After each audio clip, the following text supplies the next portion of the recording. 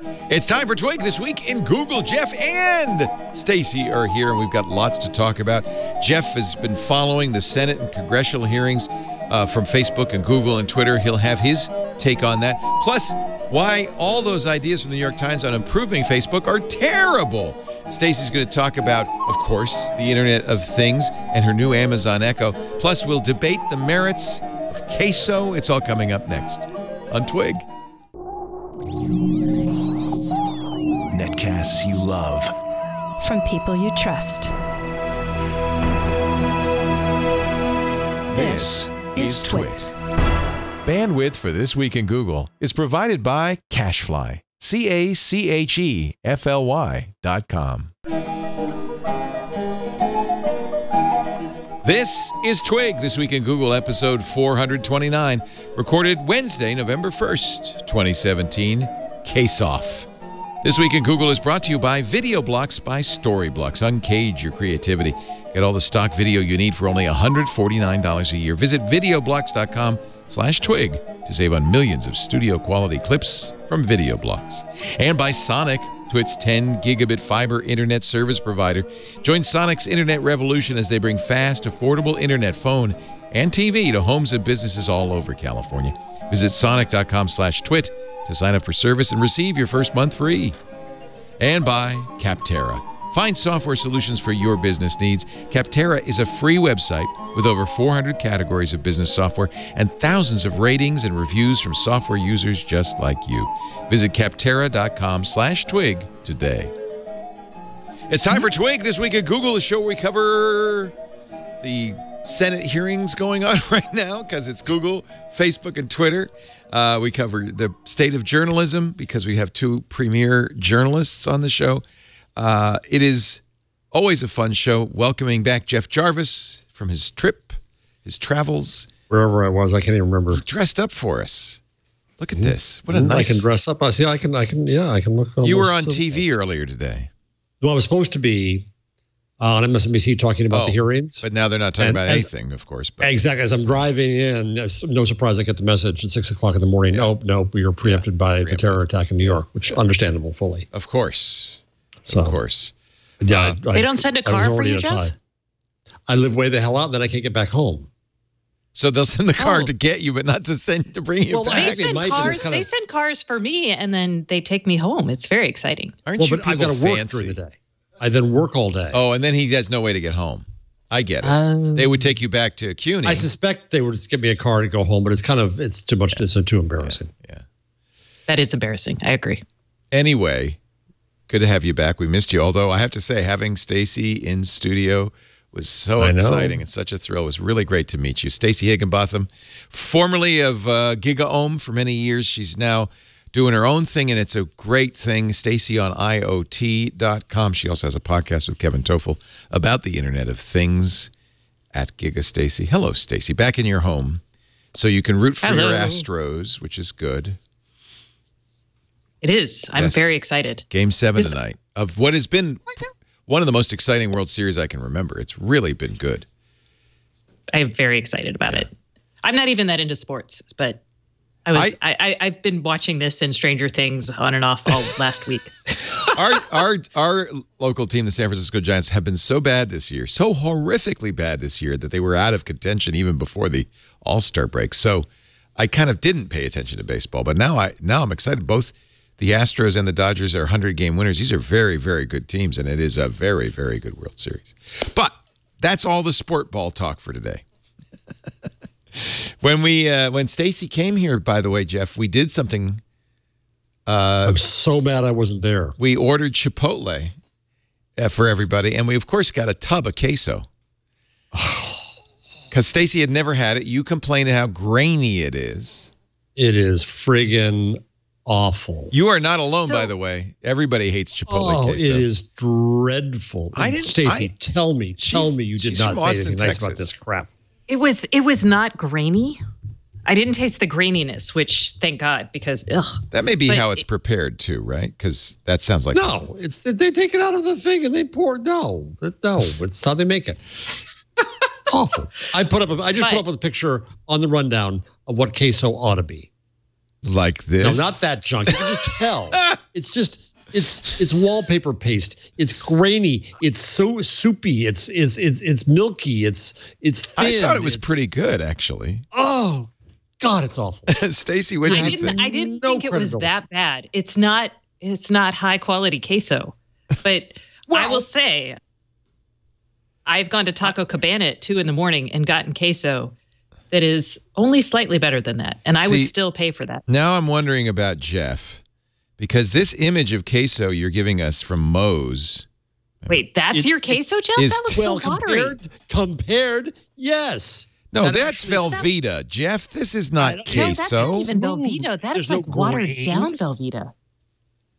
No, Jeff. I don't know about that, Jeff needs to be educated. After tweeting this, guess what I got in the mail? It says queso is life. That's true. I seriously thought about creating a queso/mole tumbler, and no one sends me T-shirts about queso in the mail. This is very distressing. Stacey, you would deserve it if you had any real taste on queso. If you could even tolerate that drivel. That drivel. Wait a minute. The boxing glove has to go across me. How could you do anything less than go running out in the streets screaming about what they did to queso? They ruined queso. Again, not the best queso, but definitely not the worst. And better than whatever that was you tweeted. That did not look good at all. I would have to taste this Moe's queso to see, because just the picture. Then we're going to have a Quesoff. Sounds good. A Quesoff. Have a Quesoff. The other thing we have to try, which I still have the jar in the pantry, which we talked about once before, is the Trader Joe's fat-free queso. Jeff.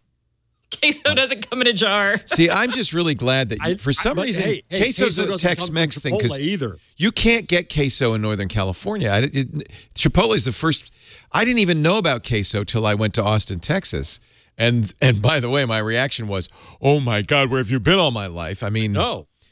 Queso is good, but I'm glad they don't have queso here, because I would be even fatter than I already am. But it's ruined. Well, okay. Well, you're not going to get fat on Chipotle queso, that's for sure, because it's awful. It's terrible.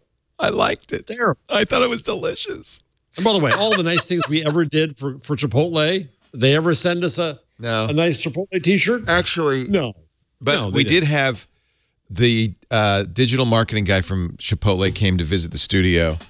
And he gave us like a bunch of coupons. So yeah, we've got free Chipotle for a while. I don't know if the one we had when Stacey was here last week was free, but I'm writing down. And who started the whole Chipotle thing on the show? Huh? You and Gina.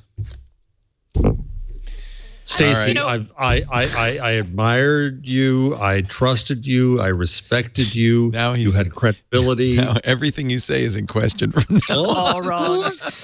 How could you not have just dumped that crap on the curb? It wasn't mine to dump. First of all, again, the chips were bad though. The chips were bad. Well, they weren't good, but they weren't warm, fresh out of the oven or anything. I mean, no, they were stale and they were too thin. You need a more substantial chip with a little bit more. Like, that's actually the biggest objection I had on that bite of queso was the chip. You're diverting.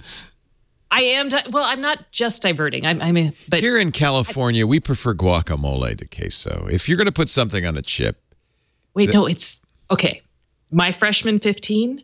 In Austin, you can buy a bowl of queso with a giant scoop of guacamole in it. God. Oh, geez. Oh, my God. It's so good. Is it right next to the cardiologist? Oh, my God. I used probably 3 nights a week, we would go in and get that. Plus, it was 2-for-1 short stacks of pancakes at Kirby no Lane. wonder. That's 15 pounds a week for me. Oh, it was fantastic. But I was like, what is happening with my body? Why am I gaining so much weight? And then I was like, now queso Jeff, and pancakes. Jeff did, we have to say, pick the best pizza in the United States officially for, was it People Magazine or? For People Magazine. For People Magazine. So this is not an amateur here. I have a professional experience at this. I really think we might have to do a Quesoff. I think we have to do a Quesoff. It got us a show title, if nothing else. Yeah, I wrote it down. Yeah, So come into Austin for South by. We'll start it. Oh, I'd love to. Oh, we're beyond that now. I love the barbecue in Austin. Actually, I never have the Tex-Mex. Well, no, we do. We always go when we go.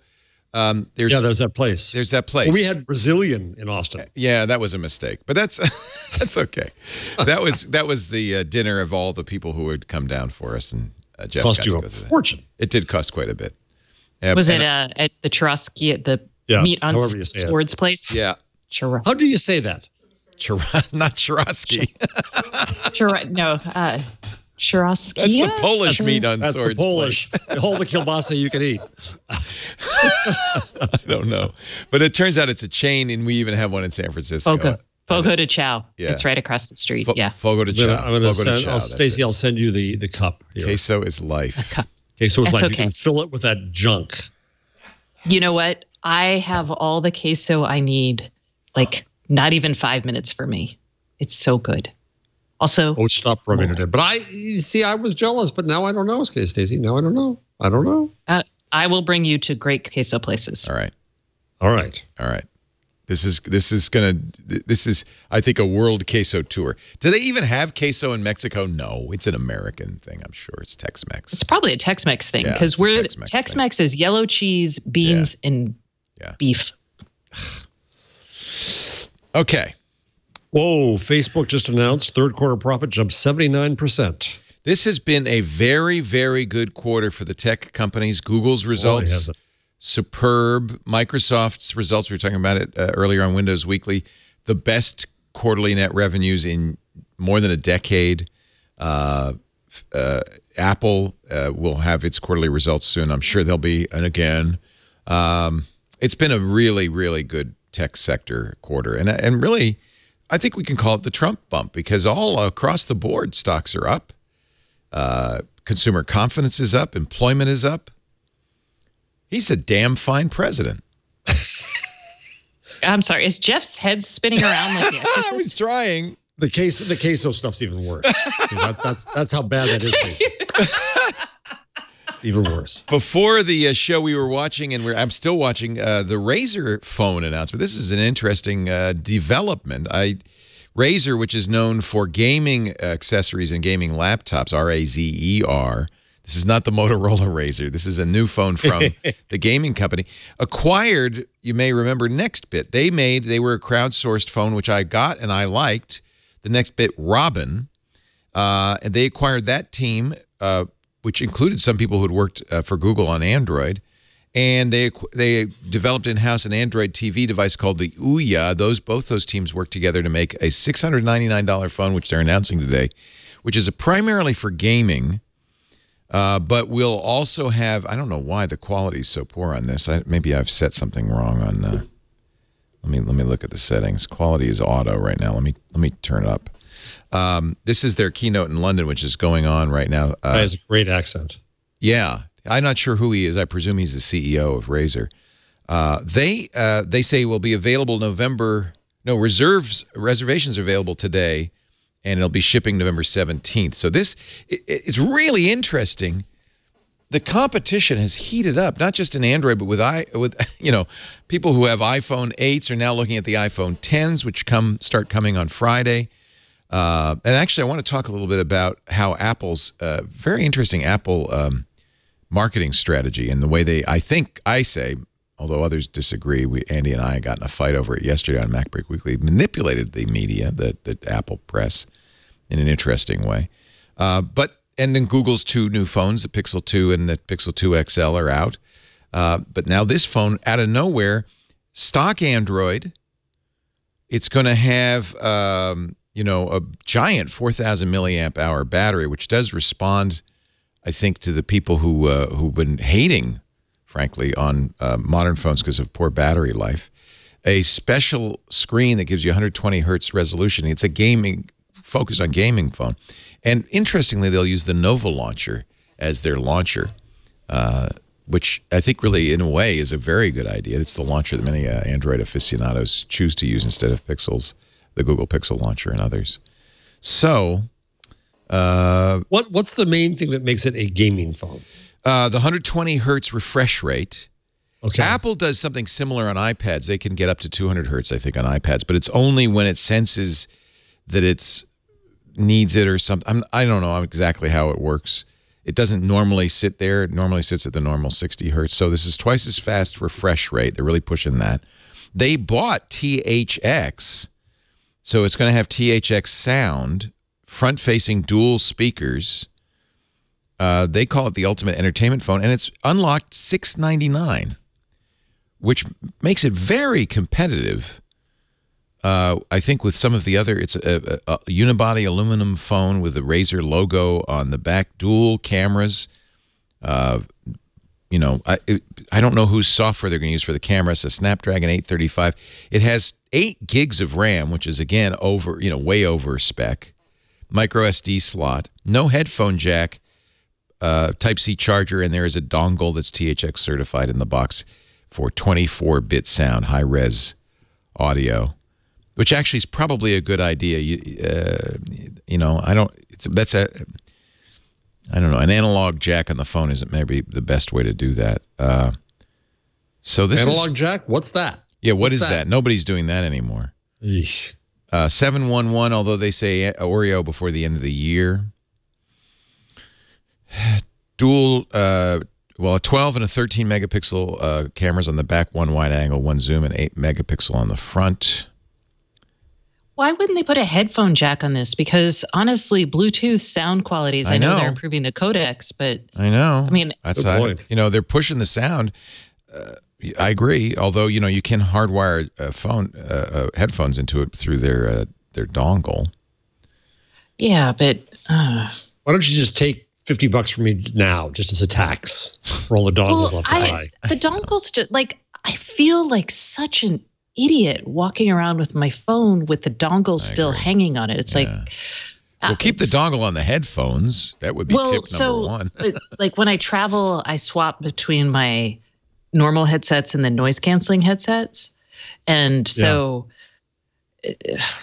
is it ideal? No, and also I grabbed the wrong dongle before I went up to the studio, and then I was just so frustrated. And you can't charge unless you buy the really expensive one.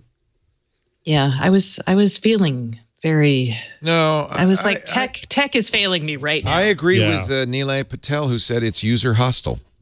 He was talking about Apple doing it, but good phrase, yeah. It's user hostile, and unfortunately, Apple and Google are doing it, and now so is Razer. I mean, this has become the. Does the Essential? By the way, if you wanted to buy, no headphone jack on the Essential either. Everyone's if you wanted to buy a pair of headphones with a USB-C, those don't exist, right? They do, but I mean, I don't. Good luck finding them.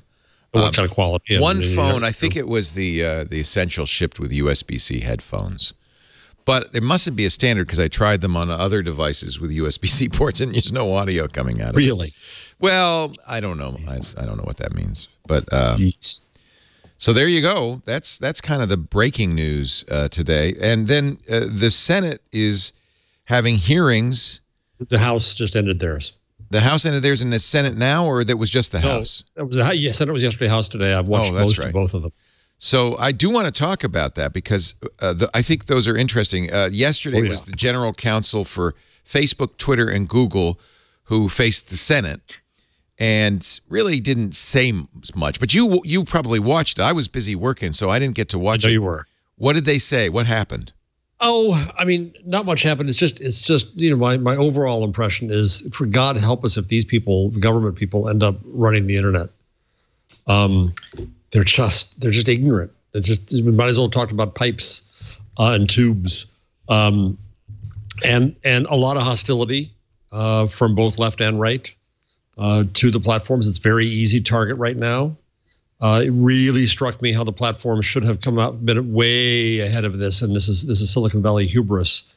Really hurts them. They should have been way ahead of us and set new standards. So it was a Senate committee, right? Which committee was it? The Intelligence Committee? It's the Intelligence Committee. There was a Senate. There was a subcommittee of the Senate, and I think it was I think it's the House Intelligence Committee. House Intelligence Committee. Yeah. And the idea is that they want to know, well, did you help Russia meddle in U.S. politics, essentially, right? So Al Franken, go ahead, Stacey, go ahead. So I've been covering these things for a decade now, So I have watched many a tech getting raked over the coals by members of Congress in these hearings. These are, what's the word for theater? Yes, they're political theater. Grandstanding might be the word. They're grandstanding. Yes. So the thing to know about this is basically Congress getting to say their talking points and yelling at these companies. This is not going to result in anything substantive. What happens substantively happens behind closed doors with the lobbyists for these companies and the aides in the Senate, the aides for the senators and representatives. So I would caution folks from reading too much into this. Well, let me give you a couple of quotes from yesterday's hearings. This is Senator Mark Warner of Virginia. I hear all your words, but I have more than a little bit of frustration that many of us on this committee have been raising this issue, the issue of Russian, influencing the election, since the beginning of this year, and our claims are frankly blown off by the leadership of your companies and dismissed. That's true. Facebook denied it for more than a year. We've raised these claims since the beginning of the year, and the leaders of your companies blew us off. Your earliest presentations showed a lack of resources, a lack of genuine effort, a lack of commitment. Dianne Feinstein said, I don't think you get it. What we're talking about is a cataclysmic change. What we're talking about is the beginning of cyber warfare. You have a huge problem on your hands. Ron Wyden said, we'd like to walk out of here knowing the changes you're going to support. Senator Burr, chairman of the committee, suggested Congress should supply the companies with antitrust waivers because, of course, collaboration might be considered collusion, so they would need, to have some sort of indemnification. But they already do share a lot, and they brag about that. Now, admittedly, you're right. These are talking points. Senators are grandstanding, but I don't disagree with those points. Do you? Yeah, the problem is that it's... Go ahead, Stacey. No, go ahead. Okay. No, you go. So there's two things here. One is it looks like, one is Congress is pushing all the blame onto the tech companies, which may or may not be fair, but they're also refusing to look at and analyze what it means that these companies are international in scope, even though they're based here in the U.S. And so if they're saying, okay, you guys need to do better to prevent, Russia from hacking our elections or unduly influencing things, they're forgetting that Facebook, Google and Twitter may have conflicting goals in Russia. So I think they're ignoring the real issues here, which I think we should be talking about. But Facebook's participation in Russia doesn't mean that they should allow Russians to buy ads political ads in America. I understand that when they're in Russia, they have to follow the laws of Russia and stuff. But when the Internet Research Agency, Russia's troll factory, spends rubles to buy ads on Facebook influencing the U.S. election, which is illegal, how can Facebook say, we didn't know? Well, let's talk about that. Because Al Franken, who I generally like, use that for major theater to go after him. Rubles. Okay, well, there's 5 million advertisers a month on Facebook. I'm not trying to just defend Facebook here. Facebook needs to do more, but how could this happen? Well, they can't. As Stacey said, it's such theater. You can't actually answer this. You just have to throw yourself on the ground, prostate, and say, "Okay, I'm sorry." Well, Facebook says we're doubling from 10,000 to 20,000 the number of people who are involved in ferreting this out. But they also said that this troll factory reached 150 million people, 150 million Americans through Facebook. Million. Oh, I see. No, the new number. Instagram, this is the new number. It was 126 million. Okay, now, Leo, let's talk about a few things here. Let's talk about a few things. One, the ad was bought in rubles. Well, this is an international company that sells things all around the world. If they weren't looking for that signal, if they weren't aware that we need to be looking for political ads bought with rubles, they're not going to find that. It's not like, somebody's there looking at all 5 million advertisers every minute. They had to be aware that this was a problem. They weren't. Maybe they were stupid. Okay. But that's point one. Right? But wait a minute.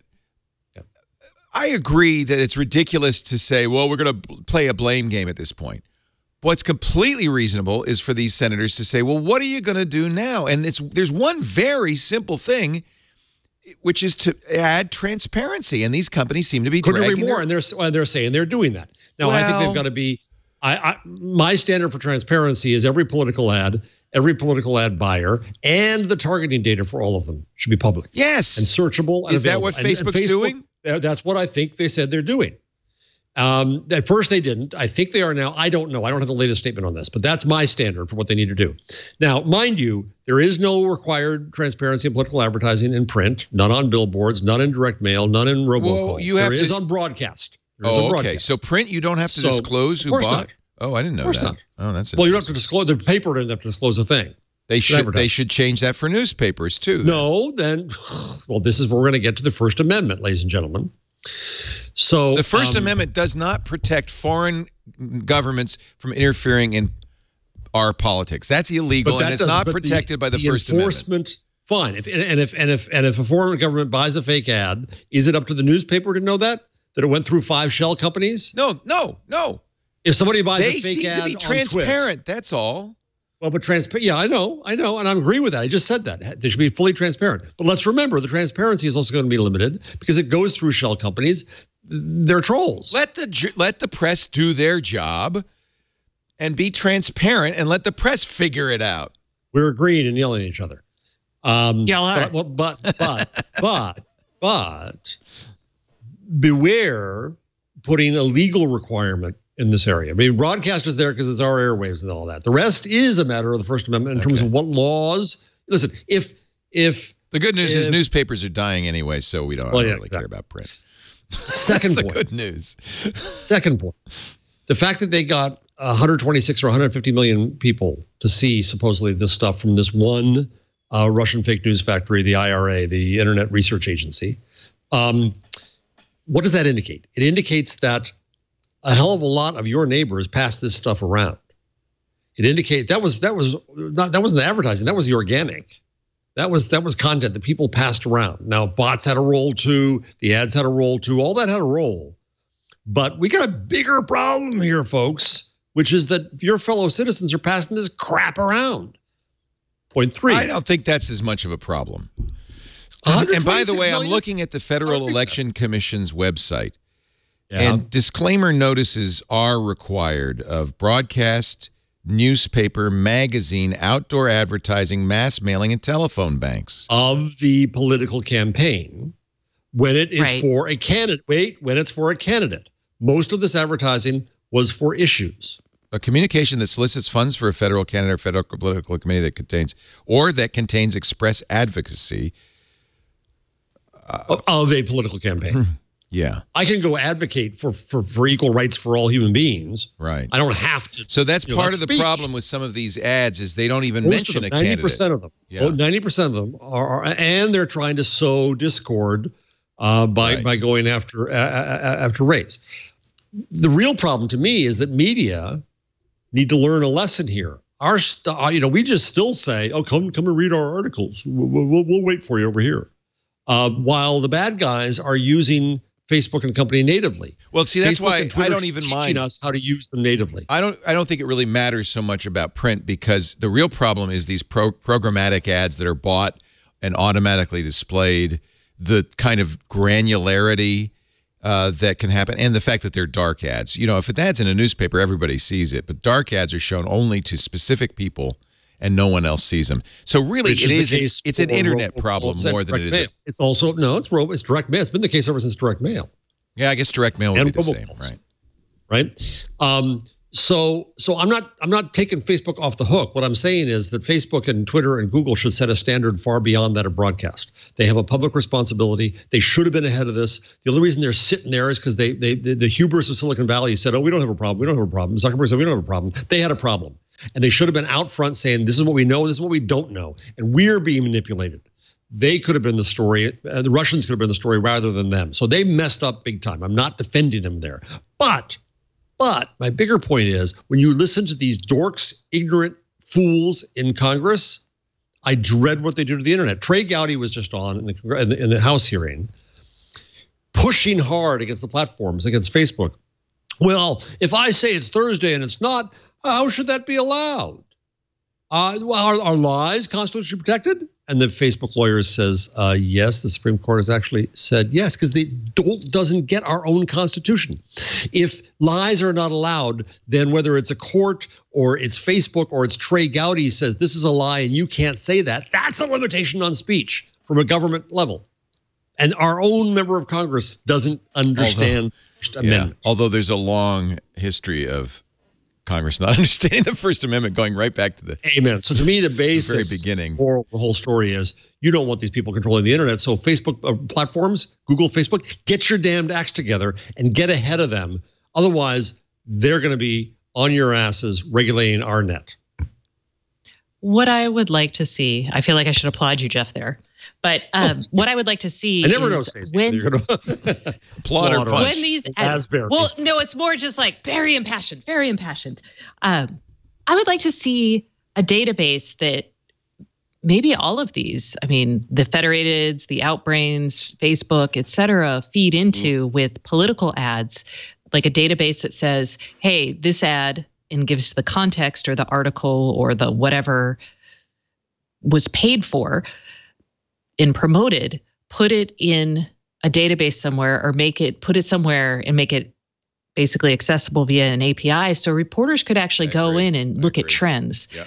That's a great idea. So do it across all of these platforms. The problem is not every ad's political, Stacey. I mean, ads that sway the election aren't necessarily overtly political. So we can see, I mean, we've got to start somewhere. I would say the things to look out for and the language that you'd pay attention to if anyone tried to create something like this would be, how do we define what makes it in there, right? Is it paid advertisement? Yeah. How do we define an issue? But two, how do we make sure that it's open? Because I can see Facebook creating something like this in-house.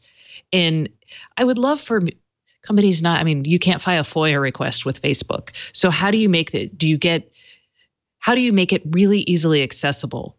And I feel like, honestly, our government is falling so far behind when they're thinking about legislation, when we just look at their open records requests, when we look at their digitization efforts. And I think these are very interrelated. In those kind of tools, we blame the media a lot. But what Facebook has done and what Russia and everyone took advantage of is the fact that we can scale up falsehoods and micro-target them in a way that the media can't even track. So we can't, the fourth estate, as it were, can't do its job because it doesn't have the same ability. So I would like to see the creation of that and then reporters getting good at using those tools. And in Congress making it a little easier. Too. And academics. Academics are doing some really good things. And they work around, I mean, they reverse engineer a lot of this stuff, actually. So I don't want to just see the ads. Very importantly, I want to see the targeting data. Yes. So who's being targeted with what messages? Facebook has said, and this is their post from October 27th, a couple of days ago, additional transparency for all advertising, not just political ads, all advertising. All advertising. Starting next month, people will be able to click on View Ads on a page and view the ads of pages running on Facebook, Instagram, and Messenger, whether or not the person viewing is the intended target audience. That's a good step. Yeah. That's a big step. Yeah. All pages will be part of this effort.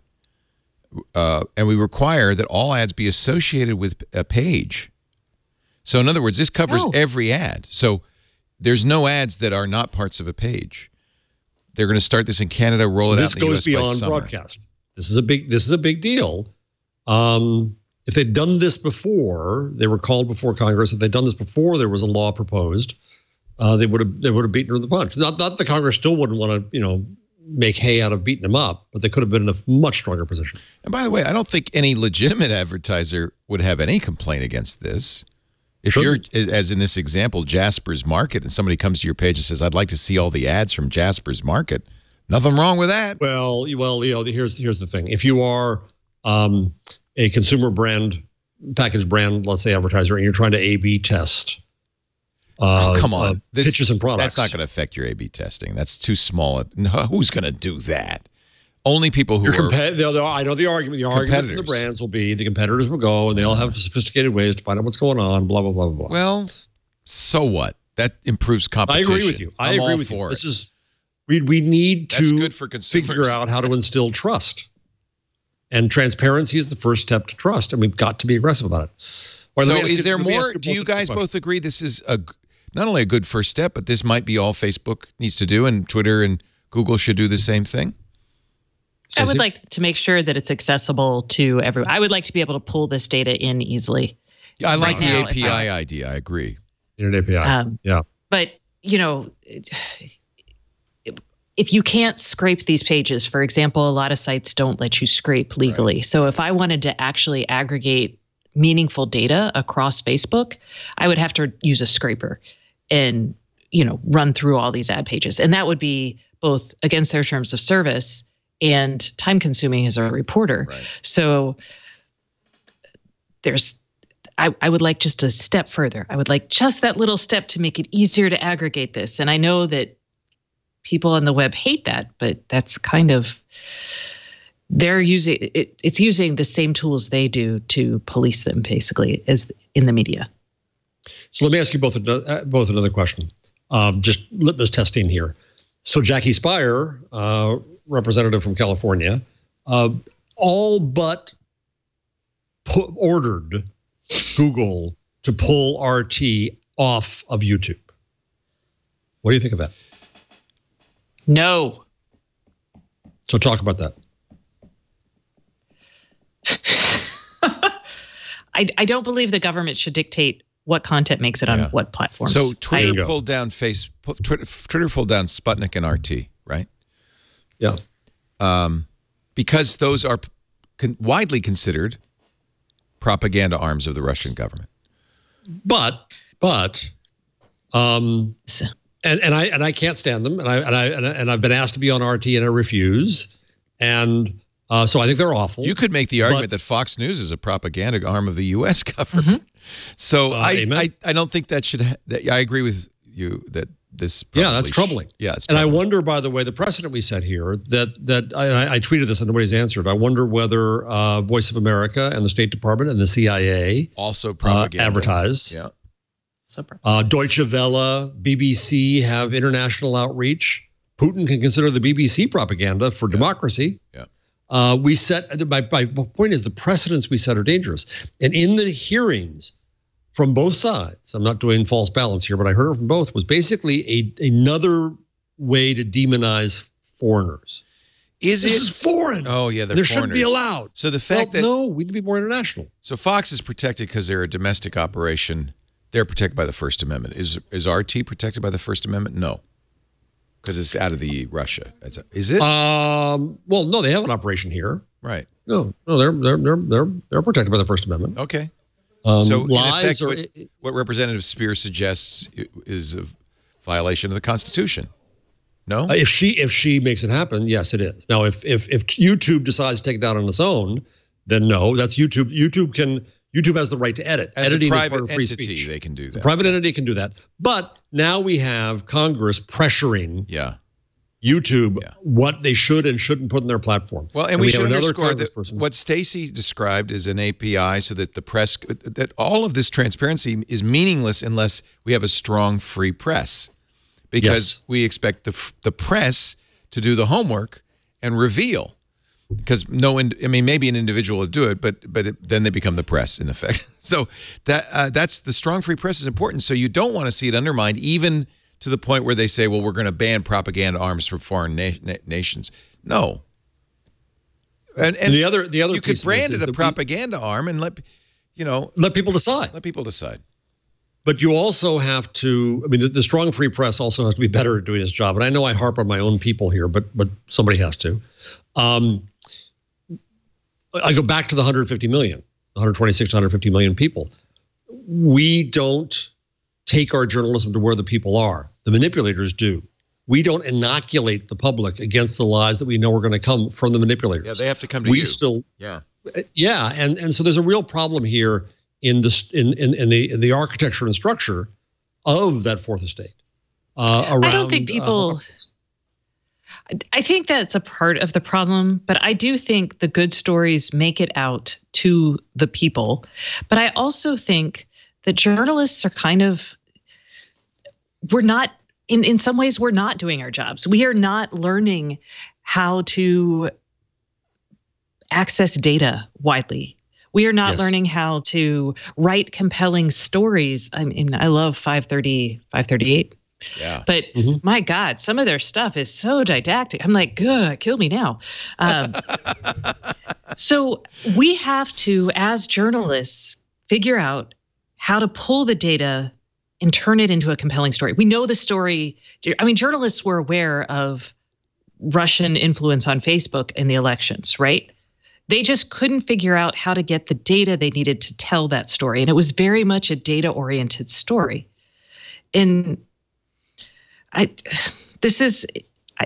feel like there are some J schools that are not doing a great job at teaching journalists how to think this way. I think journalists often in newsrooms don't have the time to allocate towards training people and making them better. And there's also the mentality of, just send people click farming, basically. Yes, and that's a larger problem is the business model, which motivates us to go for clicks, not for understanding, not for value. And even, I was at a World Economic Forum event today, and I'm also, there was a time when we said, let's get past clicks and get to attention. Attention will be good. People are realizing that no, attention is just as corrupting and just as bad. What are the metrics? What are the goals of media and journalism? What are we here to do? We have a bigger Truth problem. to power. We can't just, amen. And we can't just blame, what I fear is happening is we're blaming the technology companies. And the technology companies being hubristic and being secretive are bringing it on themselves. But there's going to be danger to the internet, number one, because government's going to come in and do stupid stuff. And number two, we're not looking at ourselves in an honest mirror and seeing what we have to do and what role we have. I think we need a Truth and Reconciliation Commission for media and platforms after this election, not because Trump got elected, but because the quality of discourse in this country is suffering badly. And we all have a role in it. And I would also say that journalists, I mean, the tech media is not great because we tend to laud tech companies, but journalists need to, I don't know a single journalist out there who, when you mention an oil company, doesn't immediately assume that they're being lied to about many things if it comes from like an oil company executive. But they hear Facebook say something, and to a point, this is better, but they think, oh, okay, yeah, Facebook. So I think there's also a lack of, we were too trusting. We were like, oh, Facebook, you got to do this yourselves. But really, as a journalist, Stacey, you just got to say. But you know what's happening? I think we're getting an overreaction the other way now. We're getting a downright moral panic. Mike Godwin's been talking about how we're in a moral panic right now, which he defines as when the public isn't really upset, but media and politicians try to convince them they should be upset. That's a moral panic. Look at the New York Times yesterday, which I thought had a horrendous piece, which was how to fix Facebook. Number one, that's the New York Times saying Facebook is broken. I don't think most of the users think it's broken. Number two, 7 out of the 9 ideas in it were just absolutely absurd and stupid. Let's take a break. I might want to look at what's wrong with Facebook and what the 9 experts, Farhad Manjoo and Kevin Roos, who both of whom are tech journalists, right? And some of the ideas were good, and some of the ideas were really awful. But you want to go to a commercial. Yes, save that sigh for 1 minute from now. I want to hear what you have to say, Stacey. Hold your breath, Stacey, this entire time. Yeah. Don't turn blue. Sigh. Your hair can turn blue, but not you. Our show today brought to you by Video Blocks, by Storyblocks. We all know that good video clips, good sound effects, a big hero image on your blog make a big difference to the quality and to the readership and to the enjoyment both you and your readers will have. So this is what I want to tell you about, because normally it costs so much money to get great stock footage. Video Blocks from Storyblocks. Video Blocks, download all the stock footage you could ever want. Their member library has 115,000 studio quality HD videos, After Effects templates, motion backgrounds, and more. And it's all royalty free, of course. You can use it for commercial or personal projects, and everything you download is yours to keep and use forever. There's no time limit. There always are new clips going up. There's always something fresh to download. All of that for $149 a year. Many other sites you'd pay that much a month or a week. No, this is a year, $149 unlimited access, unlimited downloads. You pay that, and you don't have to worry for a whole year. You just use all you can eat. Plus, if that weren't enough, they've also got a marketplace, and I love how they do this marketplace. This is the original artists selling their stuff to you directly. They take 100% of the sale price. That's more than 5 million additional videos. So the Video Blocks does not take a cut of this. This goes right into the pocket of the artist, which I love. I love supporting that.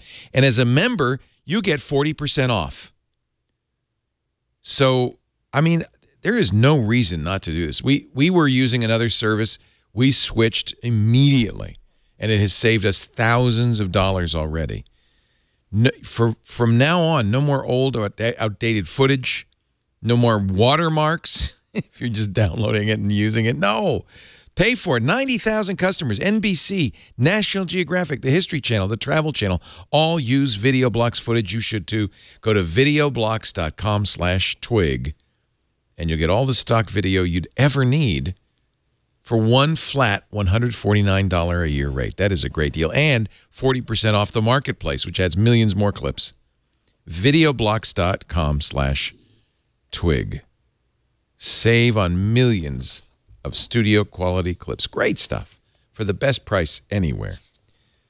Really love this. Video Blocks by Storyblocks. Go to videoblocks.com/twig. And we thank them for their support.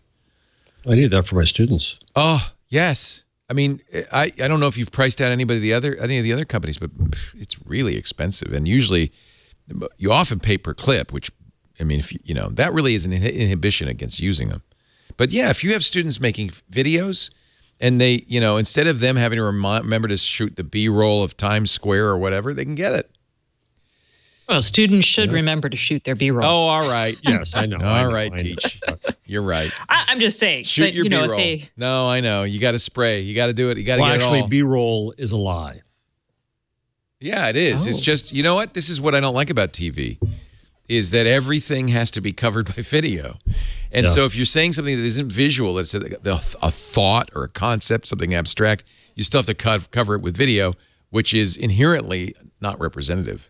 And I have come to love the jump cut. Yes, me too. Because then it's the truth. We edit it here. Yes. None of this stupid turn around the camera, shoot the anchor going so that you can do an edit that's invisible. I agree with you, Jeff. I'm glad to hear you say that. That's great. Nonetheless, there are cases where you do want video. You do want to illustrate things. That's fine. You want to teach them, and you want it. Have you seen what is it called? Is it the sad stock photo feed? No. Where's that? Oh, it's hilarious. Is it on Instagram? Oh. Where is it? Sad stock photo. Oh. Dark stock photos. Darkstockphotos.com? No, Twitter. Twitter/dark stock photos. The one from October 22 is unbelievable. Twitter is actually a good place for visual feeds too. I don't know if people realize that, but I follow like history and pictures and stuff, and it's really fun to have those. Oh, these are sad. These are hilarious. What the hell's going on here? Just hilarious. They're playing Mumbledy-Peg. A bunch of almost naked kids with this. And then grandma's teaching a Mumbledy-Peg. And one of the kids, it looks like Mist. That's dark. That is dark. There's the ladies. What is it? Ladies. Oh, I'm following this one. Are these really Getty images? Yeah, as far as I know. So, you know. There's I was going to say, woman laughing alone with salad meme about stock art and women eating salad, which is pretty hilarious. These are great.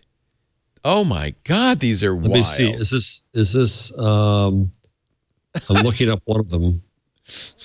Oh my God. Yeah, Getty Images. Yep. I just did a Google search on the woman putting a knife in a toaster. Yeah. And it's on Getty Images. Yeah. So don't do this at home, kids. But I mean, I guess if you're writing an article about stupid things to do in your house, you would want that image. I feel that you should have every day they should throw up like a write an article with this image challenge. Yeah. Oh, I think it'd be super fun. You do like that one, don't you? I do. Mm-hmm. Oh, Oh, man. So instead of a boxing glove, you want a frying pan to pop out of the TV over here? That is actually a saucepan. Okay, all right. Okay.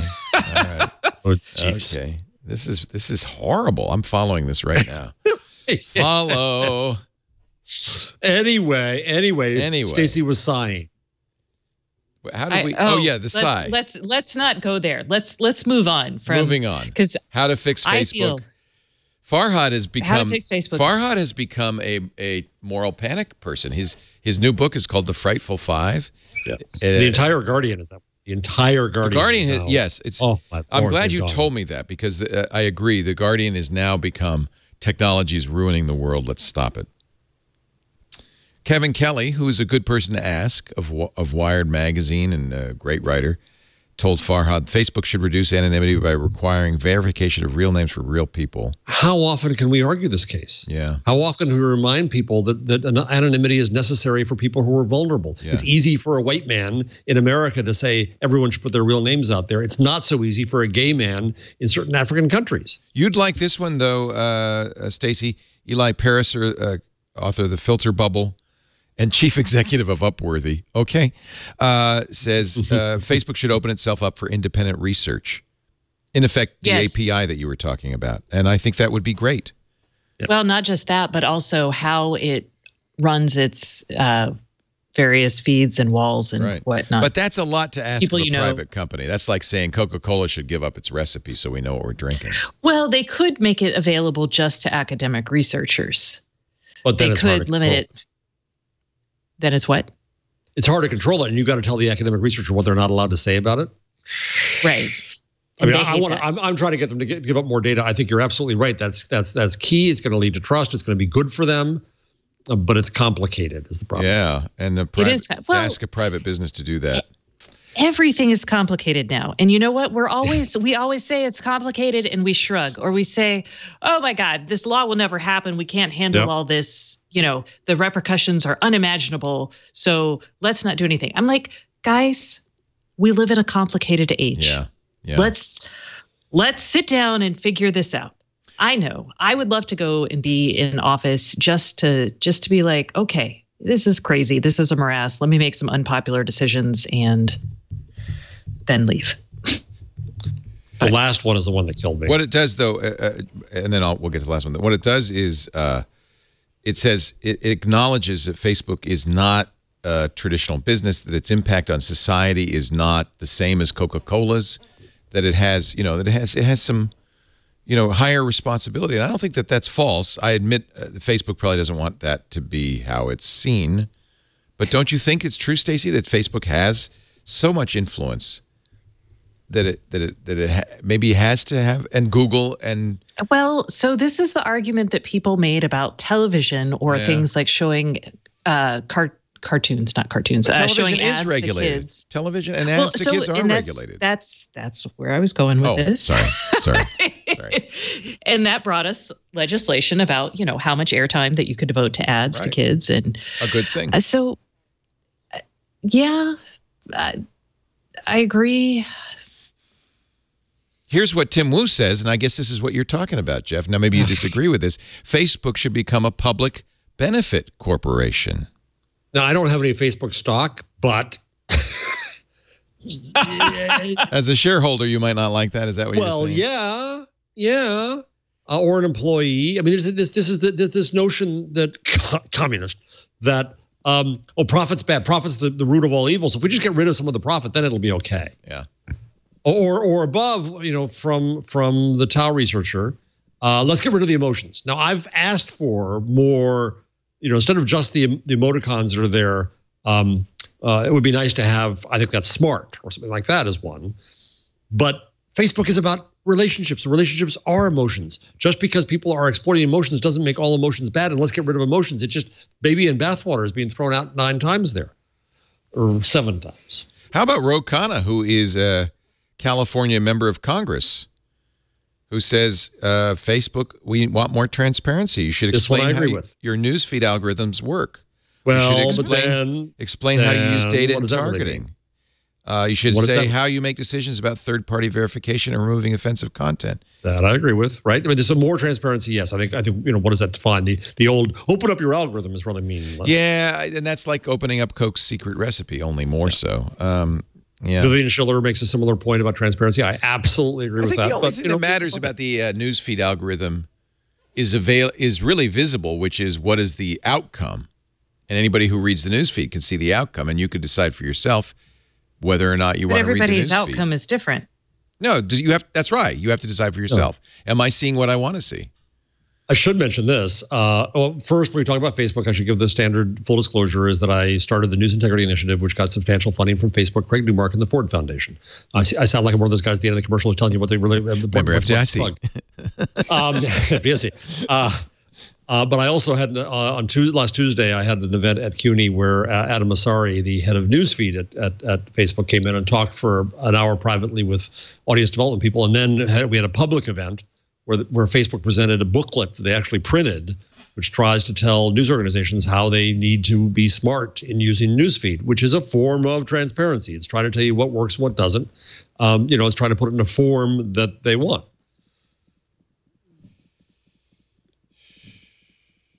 Okay, let's move on to something more. Less intractable. I was like, I'm tired of Facebook. But hey, I've got something super controversial. Okay. Well, yes. I think, what do we think about the Google Docs drama? It's not about queso. So some people yesterday, I believe it was yesterday. Maybe it was Monday. I'm like, where are we in the week? But their Google Docs, they found themselves locked out of their Google Docs because they violated Google's terms of service.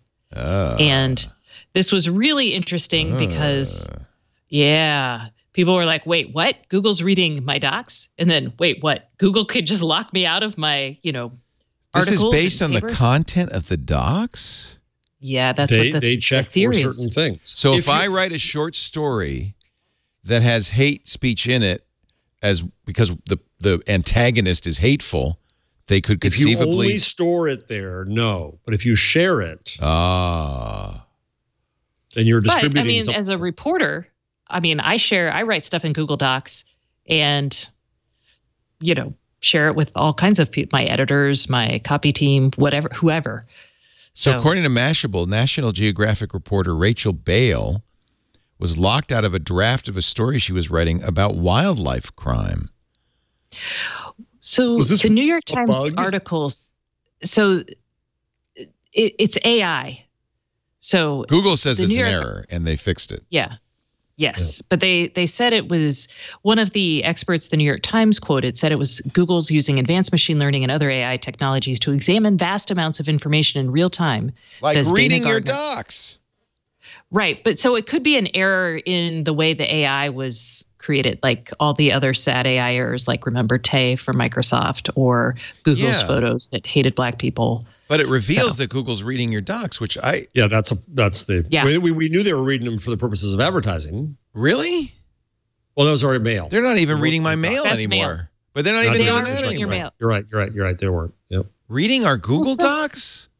This is interesting. Like, I wanted to know, is this everyone, or is this also like I have a what is it called? The Google admin, the account you pay for. So I have a paid Google account, and some professional companies do this as well. And if my internal docs and memos were being scanned by Google, that would be after I paid Google. This is not, again, the free stuff. So all these people with Chromebooks are giving everything that's on that Chromebook to Google for their perusal? That's pretty weird. It's not by a human. No, I understand. It's machine. So that's the moral panic when people say somebody's reading your mail, but it's not somebody, something, but still. And they can lock you out, whether by accident or intentionally. You don't own that doc. They own that doc. That was what I thought was most disturbing / something we should probably, that's one of those complicated things we should probably figure out. Google says this was an error. They changed a rule and it automatically flagged a lot of people. But here's what Google says. They said this yesterday. Technically, we don't read files. Instead, we use an automated system of pattern matching to scan for indicators of abuse. Though it can identify clusters of data that might suggest a violation, the system does not pull meaning from the content, according to a company spokesman. So what that means is, in effect, they're doing a grep for hateful words. And if the N word is in your doc, they don't look at what's which is frankly even worse. They don't look at what's surrounding it. They just say, "Oh, you're using the N word a lot in there. That's hate speech," which is obviously dangerous.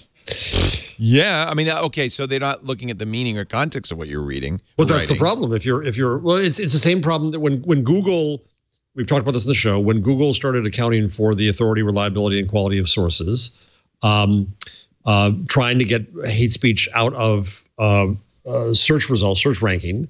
Well, guess what happened? Some liberal sites that were complaining about hate found themselves demoted.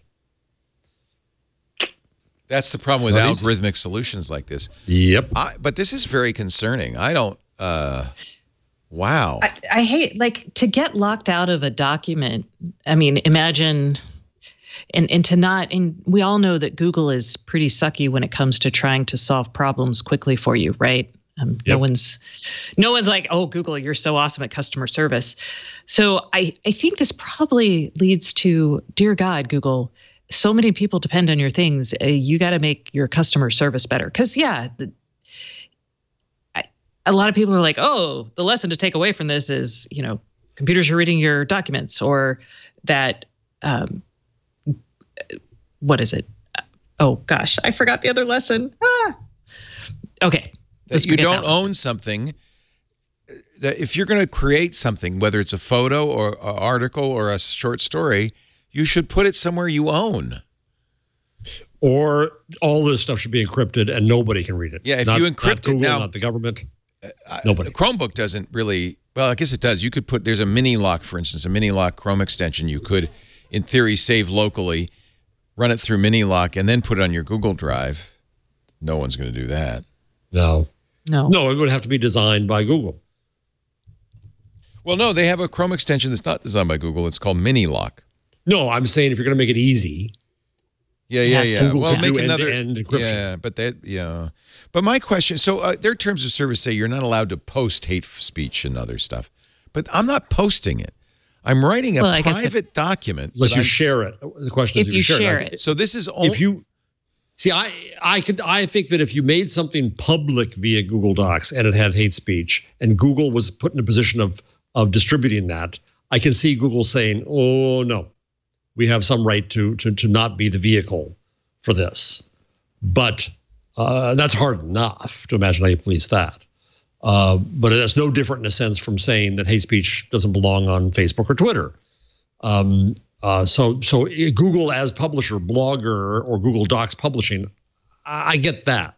But anything short of that, anything that's mine, and I share it with you, Leo, and we have a private relationship, and you asked to see my short story, no, Google should not be inserting itself in there. Now, the next period is what's Google doing, not just for itself and its own liability, what's it doing in terms of government?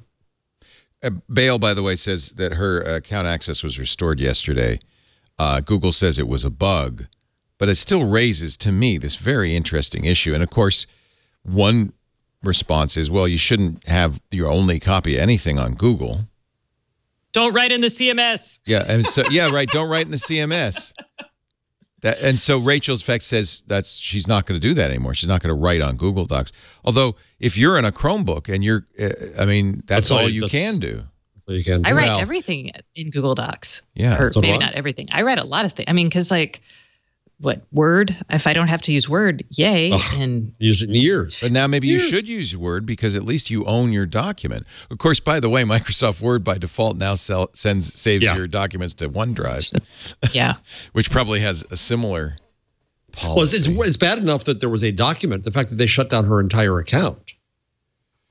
And as Stacey just said, they're not exactly responsive. Do they? Oh, interesting. Nick Fountain, who does a podcast, says his podcast script, he's a producer of Planet Money, says his podcast script was blocked by Google. That's an NPR product, for God's sake. Planet Money has no hate speech on it. That's a news organization found its account blocked because of what Google read in a script. Wow. That's Google. Guys, wise up. This is why you're sitting in Washington sweating. Yeah, and if you're going to do something like this, maybe don't do it to journalists because... Yeah, I guess you're going to... Yeah. Well, what's interesting is how many journalists use Google Docs. We use Google. You use Google. We use Google Docs. It's the best for editing because the comment system is real time. I mean, it's really nice. Which means I share all the time. Right. I mean, Kevin and I share, and we prefer. I mean, our other option is who's going to send Word documents back and forth? I can set you up. I could set you up. You probably could use GitHub and Atom. I mean, it's going to commit to GitHub, so you have this other problem. Good God, no. See, when you say the words GitHub, I know my brain you don't is like that either. Okay, and they have some. There's some issues at GitHub as well. Yeah. So I thought that story was worth talking about because now I'm wondering what I'm going to do with my Pixel book. You want it? Jeff, you're still going to use it. Oh, you got it. Oh. Let's take a break. Jeff's going to demonstrate his new Chromebook. His Pixel book has come. Mine comes next week. My pencil. Did you already talk about your phone last week? You got it right? No, I don't. No, but actually, this is an interesting. Oh, you got which phone is that? The XL? The Pixel XL 2. Oh, well, I want you to talk. Then you have many things to talk to us about. Mine doesn't come. I got the Panda one, the black and white one with the orange button. So I'm not going to get it for weeks. You have the case, but not the phone. I got the case. I'm getting the pencil for the Pixel book is coming tomorrow. but well, I'm glad you got yours. I don't know why I'm not getting mine because I'll talk about it. We did roughly the same thing. But Jason Howell got his Pixel 2 XL, and I thought the screen looked pretty washed out. I did not think it was. It's not a good looking screen. It's a problem. Nope, it's a problem. All right, we'll save that. Hold that thought. And yeah, I mean, there are solutions that you can use. People are pointing out Nextcloud. I use Synology Nest where it stores all my documents locally, and it has Google Docs style collaboration features with somebody else. So there are ways you could roll your own. Maybe that's. Is there an easy way to do an automated sync with Google Docs? So we talked about this in the past many times. I wouldn't. I remember. I wouldn't do it with Google Docs. I would do it with something else. Do you have to do it with Google Docs? Well, I'm just all invested in Google Docs. Yeah, well, maybe that's why I'm thinking it's time not to.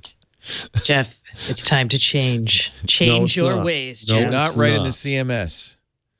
Did O'Malley tell you that? Is that like one of... Okay, that's like journalism 101 these days. So, yeah, don't never write in the CMS.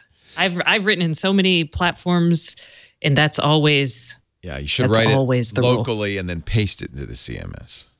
Yes, although that comes with its own problems. Yeah. Yeah. Actually, that's why some sort of hybrid solution where you write locally that it automatically syncs to a CMS would be interesting.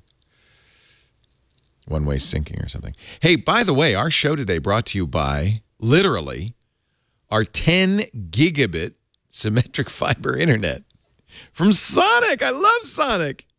And I love our high-speed internet. Now, they're not, I suppose, if you're a business in the Sonic area, you could get 10 gigabit, but you probably don't need 10 gigabit. How about residential gigabit, 1,000 megabytes per second for $40 a month? What? Everybody should have Sonic, and Sonic's rolling out more and more of Northern California, the North Bay area here, the East. They started up here, the East Bay area, San Francisco. Listen to what you get for $40 a month: 15 email accounts, a gigabyte of storage, personal web hosting with a new domain. You get home phone service with unlimited local and long distance calling, fax line service. It's easy to port your existing number over so you don't lose your phone number. And gigabit, 1,000 megabits per second for only $40 a month. And oh, by the way, it's the best internet service provider in the country. All green checks according to the Electronic Frontier Foundation because they stand up for privacy. They never cap bandwidth, friendly local customer support, and a price that just is unbelievable. And one of the things I love about talking about Sonic, I know a lot of you can't get it, but it just shows you it's possible. And so what you're paying for your internet service that's much more expensive and much less performing is ridiculous. It doesn't have to be this way. And Sonic's customer advocacy paves the way for a better internet everywhere in the United States. So please, if you are lucky enough, and you can find out easily by going to Sonic, SONIC.com/twit. Give them your address. See if you can get Sonic. By the way, if you join the internet revolution at sonic.com/twit, you'll receive your first month of internet and phone service free. Plus, they do offer a deal with Dish. You'll save $120 on your Sonic bill if you bundle it with Dish. Sonic.com/twit. They literally bring you This Week in Google. Thank you, Sonic. Sonic.com/twit. So you got your Pixelbook. Well, now, one of the things Jeff and I did, we ordered it right away, but we ordered the 256 gig version, and both of us went, what the hell? 128 gigs Chromebook is more than enough. And so you got the $1,000 one as I did, right? Yeah, I did. How'd you get it so soon? Just because, I don't know, I guess I'm just important and loved. Yeah. Good. And do you like it? How long have you had it? I mean, it's beautiful. I went to a Best Buy beforehand so I could just see it. They have them there. It's lovely. It does look light. pretty. It's got that same styling that the Pixels have with the kind of the clear top glass part. The keyboard has a nice travel, as they say. It does? Oh, good. Yeah, I can't figure out the screen size is a little bit different in the sense that when I use TweetDeck, I'm getting less on the screen left and right. It's 3x2 or I think it's 3x2. It's not a widescreen. So that's fine. I prefer that, frankly. I like it. I was used to what it was. All You're that's right. fine. It's nice. I mean, it's not like the thing about Chromebook is that the hardware is the hardware. The software is the same. There's no change in life. Yeah. It doesn't have the light, that colored light on it anymore, right? It doesn't have that much to do with it. The power brick is. Oh, look how small that is. Oh, that's nice. Really nice. Really nice. I want to get a few of those. Of course, I got to complain about everything because that's what I do. So what I wanted to do was to surprise you and just and halfway through the show say, "Hey, I'm on Skype on my new Pixelbook." I didn't do that to you. Oh, thank you. I saw Carson was on vacation. I don't know who's at the board today, but I thought, nah, it wouldn't be fair. It's Josh. So I try to get Skype operating. Yeah. And I cannot tell you what torture it is. Google. Torture. Are you doing the Android Skype or the web Skype? No, Android Skype, web Skype. Yeah. And the problem is that, of course, it's an app. It's a G Suite account. Yeah. And trying to install apps on G Suite because it acts like I've got to go to the vice president or something, or else in my company, which is me, and so I thought, well, it's going to download all the apps, it'll be fine. No. On this, for some reason, it said the permissions had to be updated on half the apps, including Skype, and it just says go to Play to do it. I couldn't find where to do it. I tweeted last night. I was screaming. I called Google. They left me on hold for 20 minutes. I finally hung up when I figured it out. I finally figured out how to get to the app, and then you'd never know what to click on. I only did it by 5 or 6 different ways where I managed to click on the app to get to the page that tells me that it needs things to be updated where I can click the update. Some of this is Microsoft's fault, I might point out. No, it's not Skype. This is all the Android apps. Oh. It is Android apps through G Suite. Oh. It's just a nightmare of nightmares. And so I can't rely on being able to remember again because there are like 80 steps to figure it out. I've gone crazy. But it's designed to do everything you want to do. So that drove me nuts. That aside, it is a lovely machine. It is lighter than the old one. It is sleek. It looks pretty. The silicon wrist palm pads really feel good. Now, have you tried tethering it to your Pixel 2 yet? Because remember that was one of the features is automatic tethering, right? I have a grandfathered AT&T account which won't let me tether. Oh. I haven't done it when I get mine. But supposedly, if you just come, you don't have to go through all this. You could just say, "Oh, I see a hotspot on your phone. I'll use that for the internet." Yeah, because they don't offer an LTE version, which still pisses me off. But that's life. Yeah. So no, I love the machine. It seems very, very nice. It is expensive, but it's sleek and beautiful and thin and wonderful, and it's a Chromebook, which I love. Nice. And then I have Pixel 2 XL. 2 XL, which feels good in the hand. It's very nice. Again, it's so weird that I had 2 Pixel XLs because I kind of thought I'd ruined one, but it turns out I didn't. So I was going to send that one in for a $400 thing, and then right before I'm ready to send it in, the screen went black and it won't come back. Oy. So $400 goes away.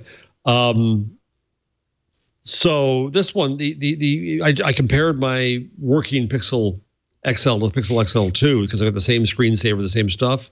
Very washed out on the new one. Second problem is that I don't know if it's a burn-in or a temporary image, but if you go to something like looking at all your apps, so the whole screen goes white and you're scrolling, you see the line and the home buttons instantly. Doesn't take time to do this. Again, that may be temporary. I don't know, but wait a minute. You're saying you have burn-in already? Oh yeah, but I'm not sure. I saw some reference. I'm not sure it's burn-in. It could just be image retention on the screen. Or but as yes, Google calls it, differential aging. But you get it. After a while, just go. The best way to see it is to scroll up to see all your apps, right? Yeah. And then when I do that, I see a shadow line. Oh man, I'm thinking this phone is jinxed. This is not a good phone. It's not a good phone. The screen is problematic. I'm really eager for you to get yours and see what you think. Yeah. But it's it's faster. The battery, which everybody's been raving about. First day I was at home all day, so it was fine. Second day, I was at 10 in the morning. I was at 60%. I don't know what the heck it was running. And I tilt ways. 40% loss by 10 a.m. Today it's okay. Today it's so I don't know what I was running. Right now it's 61% at whatever this is, 10 at night. No. I'm glad I didn't trade in my Pixel XL, my old Pixel. This sounds very disappointing. I don't know. I mean, there's nothing wrong with it. It's a fine phone. Is it worth $1,000? Probably not. It has issues. Google, for this phone that was going to be their special thing, they should have taken more care with this. I'll tell you what's wrong with it. I think they got a terrible screen. When I looked at Jason's, it felt so washed out. Now, I know they're going to push out new settings. But how's the camera? Camera's good, but you don't care about that. Yeah, it is. Yeah. The blue, when you turn, is very noticeable. You're not going to see that there. Yeah, a lot of OLED screens do that. I'm used to that. It doesn't bother me. I'm going to stick with my Note 8. Maybe the Note 8 is the phone to get. I'm not screaming about it or anything. But yeah, if I had two working Pixel XLs as I did a week ago. You might go back. I might. It's a lot of money.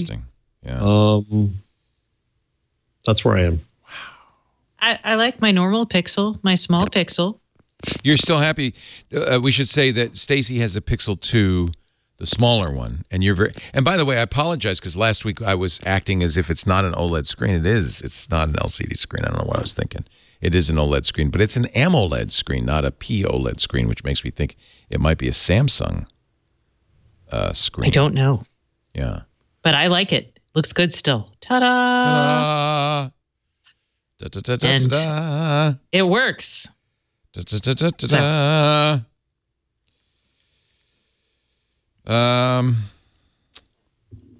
Wow. Did you order Pixel Buds, either of you? I did. I won't get mine, though.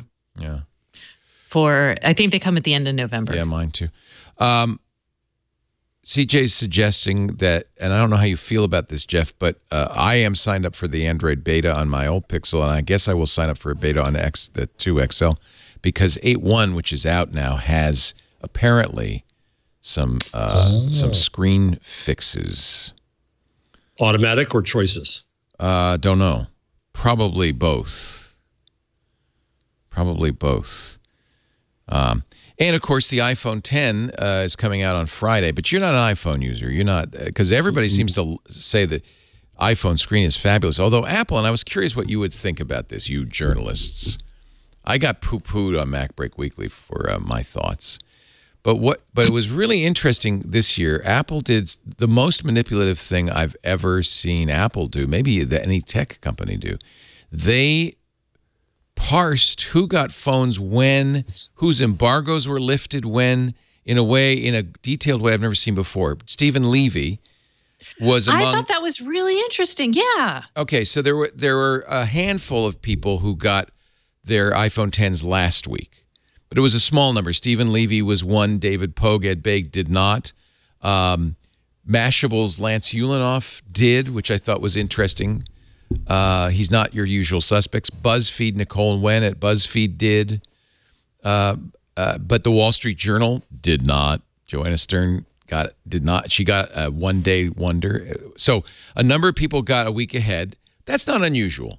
When the first iPhone came out, it was only the big four: Stephen Levy, David Pogue, Ed Begg, and fourth one I can't remember.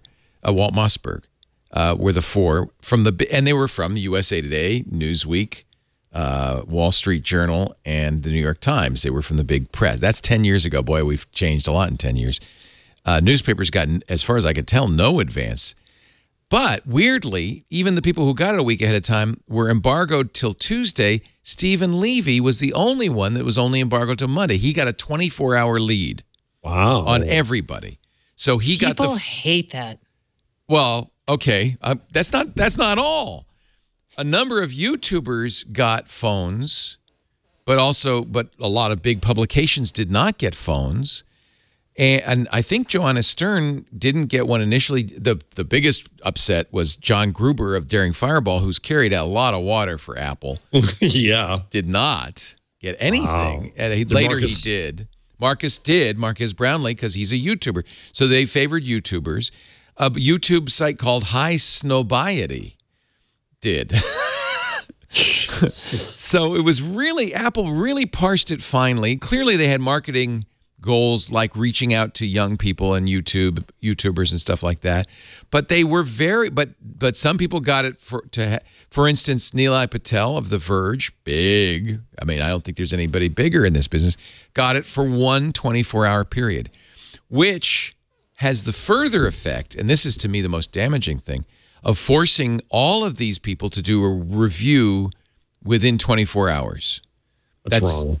So almost all the reviews that we saw, with the exception of Levy, Matthew Panzarino, Nicole Wen, a few people who had it for a week, were based on having the phone for less than a day. It's not long enough to test a phone. Not long enough to test battery life, not long enough to look for burn-in and other issues with the screen, not long enough really even to test Face ID and to see how it changed over time in different lighting. It was, and so there are some who thought that, including some analysts who thought Apple must be hiding something. It was that weird. So I thought this was now Apple's right to do it. They have a right to do it. That's what happens. I thought it was offensive, not to the people who didn't get phones, but offensive to the public. Yes. Who have a right to good, solid, well-planned reviews and didn't get them. So, Stacey, what do you think? Many things. One, I hate any reporter hates when a company offers an embargo on something and then somebody else actually has an earlier embargo. That's total crap. And most reporters, if they can, they will try to refuse to work with companies that work that way. Yeah, you can't, right? You can't with Apple. No, so this is a thing. I mean, like, when we were at Giga Ohm and again at Fortune, we saw a bump every time the Apple reviews came around. So you saw a huge bump in your traffic, and we're talking, million page view kind of days. Those were not crazy, and that's all tied to Apple. So it's hard to say no to that. I don't think it's wrong for Apple to go after this audience. I don't know if they're hiding something or they're just like seeing an opportunity to change the way that reviews are done. And it's possible when you go and give your phone to a YouTuber who may be really enthusiastic about technology, they may also be good at it. They may not offer the same tests that a historical reviewer, like somebody who's done it forever. I'll go a step farther. I think they may be much more susceptible to bias. Being bribed they're basically being bribed. And that's true. I mean, Stephen Levy is the shiniest, happiest journalist, I swear, out there. He's a smart man, but my God, I've never seen him write anything negative about the companies he covers. So in his publication, I mean, Back Channel, Medium, now part of Wired, that's just weird. So yeah, don't like it, but it's up to the establishment to say, okay, you know what? Screw you, Apple. We're not taking your product at all. Most Apple coverage is almost fawning. And big publications like Recode were limited. I mean, you don't want to miss those views, so they're limited to writing a review of the reviews. Shit. Yeah. I mean, companies have done this sort of thing. They punish people all the time. Apple's a very vindictive company this way. So yeah, I mean, and that's one of the reasons it's challenging for me to talk about this, or anybody, or John Gruber, because then you get labeled a whiner, and I don't expect a review unit from Apple, or I don't take review units from any company. I buy all my phones because mostly because I don't want to have anything to do with these PR people. So I wasn't bit by this because they didn't offer and I didn't accept, but I'm clearly on Apple's what list. Yeah. And because I'm not sufficiently reverent, I don't know. The fact that John Gruber didn't get one, and this, who knows why, but it might have something to do with the fact that from day one he said the notch is ugly and a bad idea. He's normally very reverent. And it could just be Apple changing it up and saying, you know what? So this is stories. This is not actual data, but I was hanging out watching my daughter. She was testing for her black belt. So there were lots of like teenagers and young smartphone owners. And most of them were saying there was this conversation I was listening in on, and they were talking about how the iPhone 6 is the best. It's got a headphone jack. They're all excited. They're like glad about that. They were like talking about the X, and they're like, it's so expensive. It doesn't seem like it would be useful. And even my parents don't want it. So I thought that was kind of interesting because Apple does seem to be doing a harder sell around this phone than normal, but it is a new phone. If you look at the reviews too, I mean, all the people who had it early, I mean, maybe it is a great phone. Nicole Nguyen says, simply put, Face ID is really effing impressive, but that's because it's invisible. My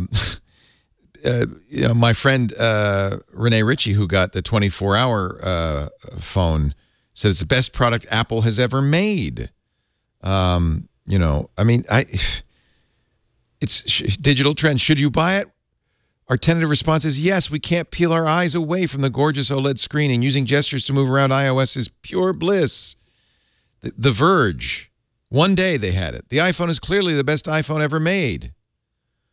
And on and on and on. Are the reviews all positive? Yes. Does it deserve all positive reviews? I don't know. I'll let you know when I get mine in a couple of weeks. But I mean, it's their right to do it.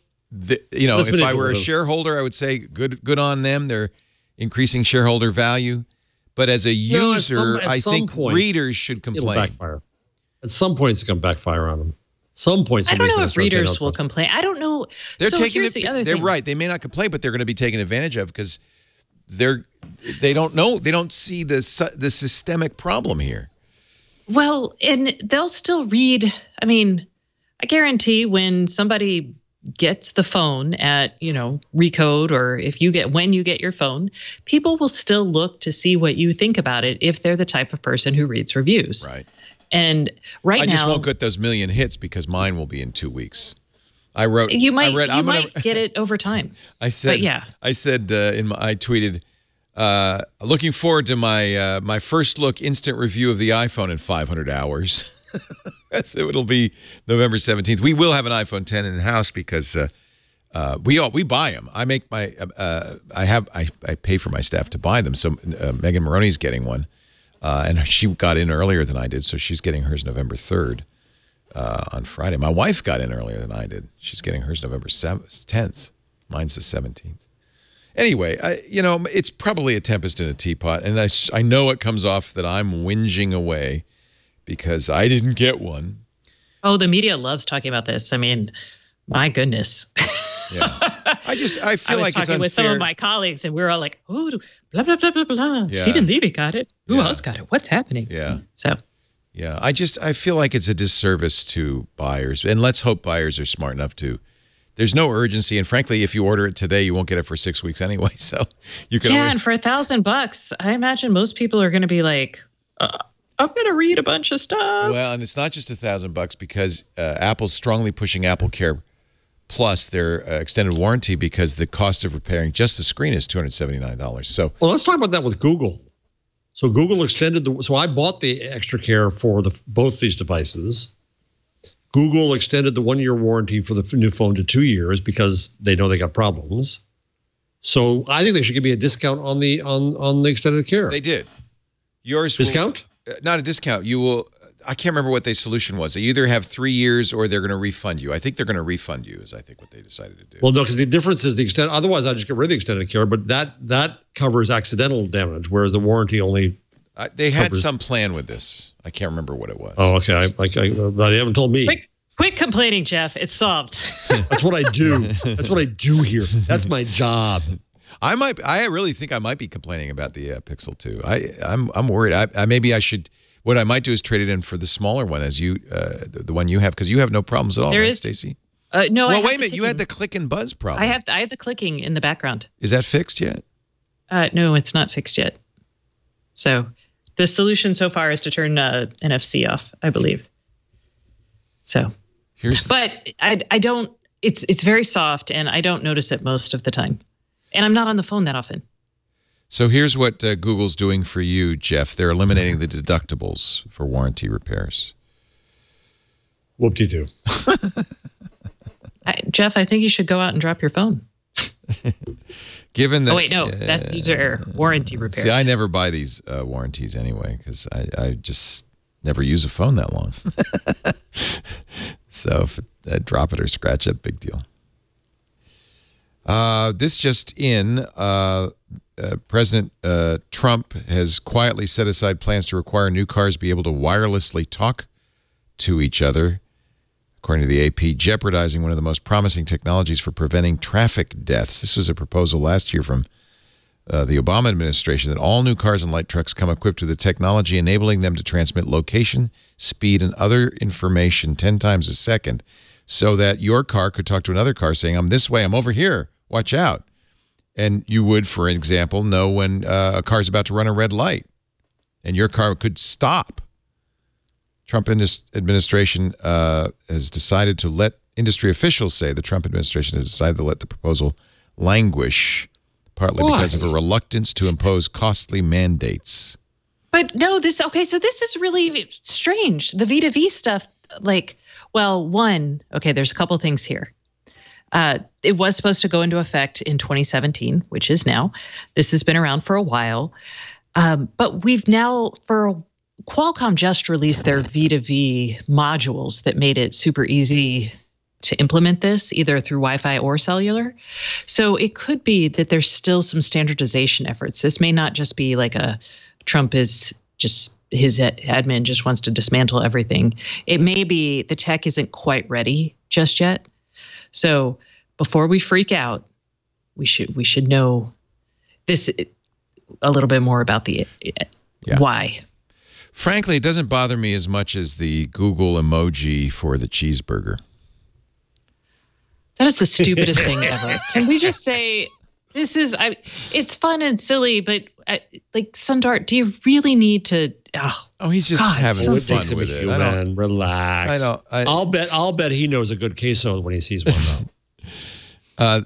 It started with a tweet from Thomas Beekdahl, who said, I think we need to have a discussion about how Google's burger emoji is placing the cheese underneath the burger while Apple puts it on top, to which the CEO of Google replied, we'll drop everything we are doing and address this on Monday. No word yet whether they did, if folks could but agree on the correct way to do this. Actually, it's fun to read if folks can agree. So maybe he's waiting for agreement. Ina Fried says, well, maybe you could leave it up to each hardware maker to decide. But then people would complain about burger fragmentation. The real problem is not the burger, by the way. It's the emoji for beer.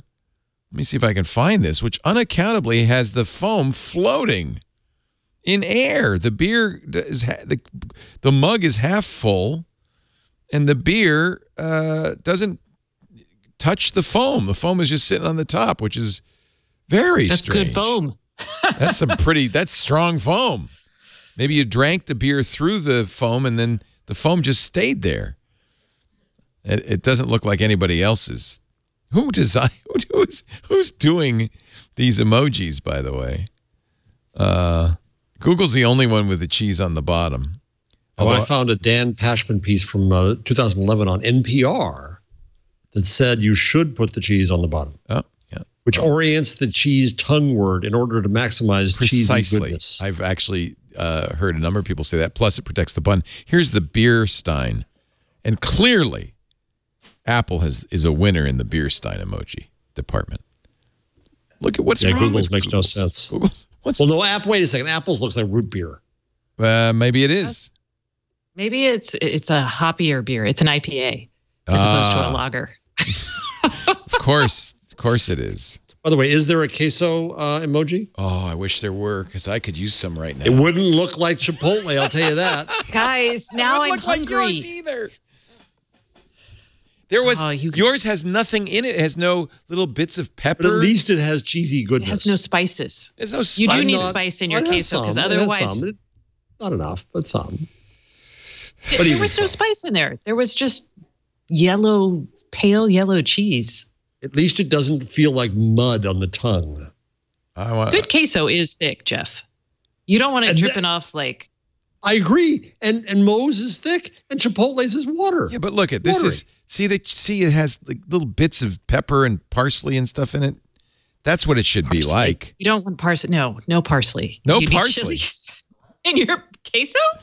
Okay, That's never onions, mind. isn't it? I thought Green onions? the whole idea is it's kind of cheese with some with additional flavor.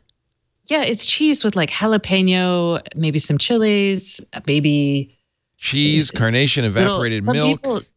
Some people put onion in there. I don't particularly like that. You're a queso purist. Yeah. You know, you can buy queso in a jar. Is that any good? Disgusting. Fat-free? No. It's disgusting. I don't want fat-free queso. You know, I've tasted vegan queso. They were putting out samples in my local HEB, and it was not great. Don't recommend it. Okay, I'm going home tonight, and I'm going to try a few different queso recipes. Oh, not parsley, cilantro. Thank you, Cobra. Of course. Okay, that makes more sense. No. Well, cilantro is another kind of parsley, isn't it? This is the old joke. I sent you to the store to get cilantro, and you came back with parsley. Well, yeah, you wouldn't. My husband does that occasionally. Yeah. Didn't you actually tweet that? Possibly. He has Somebody some. I know What did. cheese? What kind of cheese would you use in a good queso? Here's a recipe with fontina. This is the HuffPo. Of course, 17 queso recipes your life absolutely needs. Green chili. Wow, 17 of them. 17. I'm going to make them all. Smoky queso. Skinny queso dip. Passing that up. Chicken fajita queso. No chicken. Vegan queso dip. Beef queso dip. The quesale machismo dip. Queso fundido. Now that's a whole other level. That's a different thing. Queso Queso fundido fundido. is wonderful. Oh, Queso wonderful. fundido. Hatch chili con queso con. Ooh, hatch chili, anything is so delicious. Oh, really? What's hatch chili? Thanks, New Mexico. What is hatch chili, boss? Stacy? What's hatch What? chili? What's hatch chili? Hatch Can chili? you hear? Oh. Can you hear Jeff? Hatch. Now I can. Yes. Hatch chilies are a type of chili that is grown in New Mexico, and they're a good spice that's warm. They're a good flavored spice. They're very spicy. They're not like ghost pepper. They're like a spice you can eat. Yeah. And Sounds very good. they're seasonal. Yeah. I feel like February might be the season for hatch chilies. Would you put pimento in your queso? I hate pimento. Okay. It is an unholy dry pepper What product. about beer? I saw one there that had beer and black beans. What do you think? Number one, a beer. Does beer add anything to a beer? to a queso? I would do. Beer could work. Yeah. Olive For oil, beer. white Beans. onion, garlic, 2 hatch chilies, roasted milk, American cheese, Monterey Jack cheese. I wouldn't use American cheese. That's not really cheese. American cheese melts like butter. Yeah, well, because it's not cheese. Well, I would put beans in my queso, but then I'd probably be what? Queso el roja? Rojo? What are beans? All right. Con rojo? Con rojo. All Where's right. my I don't dog? know how we got back to queso. We were talking about serious My stuff fault. like cheeseburgers. I was abusing my co-host. Google's We want a Pixel 2 queso pre-orders emoji. more than double last year's. So people are buying I think people like the premise of a bezel-less screen, but the screen doesn't sound like it's very Here's good. the other weird thing about it. So at the top, it's not as incredibly stupid as that fakakta Apple notch, which is the worst design I agree. I've maybe ever seen. Yeah. This has, you can't see it. Did It you has just say a round. Oh, 'cause it focaccia? just went off. Not Apple notch? focaccia. It has a Focaccia. rounded edge on top. Oh, it's kind of a fake round. Everybody's doing that now. Yeah. And at the bottom- Apple's doing that with the iPhone 10 as well, the curved corners. Yeah, it's kind of dumb. Yeah. So Roger Stone got banned from Twitter. I'm proud to say that the two people who blocked me are Roger Stone and Donald Trump Jr. Nice. Not the president himself, though. No, I'm trying. God, Lord knows I've been trying. But Yeah. Do you actually at him? Of course he does. What do you think? Yeah. What do you know. think? I- I it actually was like a waste decided of time. Yeah, I don't know. No, I think he I don't reads follow him. I refuse to follow him. them. Yeah, I don't follow him either. Yeah, because I want to add to his numbers. Yeah. So I put him in his own column on TweetDeck, so I can just go look at it. All right. I'm thinking we could just take a break and get to our picks here, unless. Oh, I should mention this because that's pissing me off. So the telcos persuaded the FCC, the new chairman Ajit Pai, to throw out the privacy rules that would prevent ISPs from spying on you and selling your information to third parties. Those are gone. So privacy advocates have gone to the states saying, maybe you could do something about broadband privacy. So no,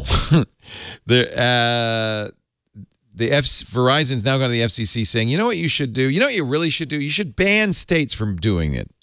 You should say, no, that's could only be a federal law. Well, California has actually already started taking these steps. But lobbyists To for protect- Google, Verizon, Comcast, and AT&T collectively killed that proposal in California. Well, that's because after- they don't want state-by-state rules. Well, I which makes understand sense. that. We need a federal rule. They told lawmakers the new law would embolden Nazis, increase pop-ups, and harm consumers. What? What the what? Nazis burying pop-ups. Yeah. That's what I'm just saying. What? The EFF, by the way, had praised that law and said it's a great template for states who want to stand up to giant ISPs and protect broadband consumer privacy. But it would embolden Nazis. No, but it emboldened Nazis. So that bill is gone, by the way. I like that bill as well. No.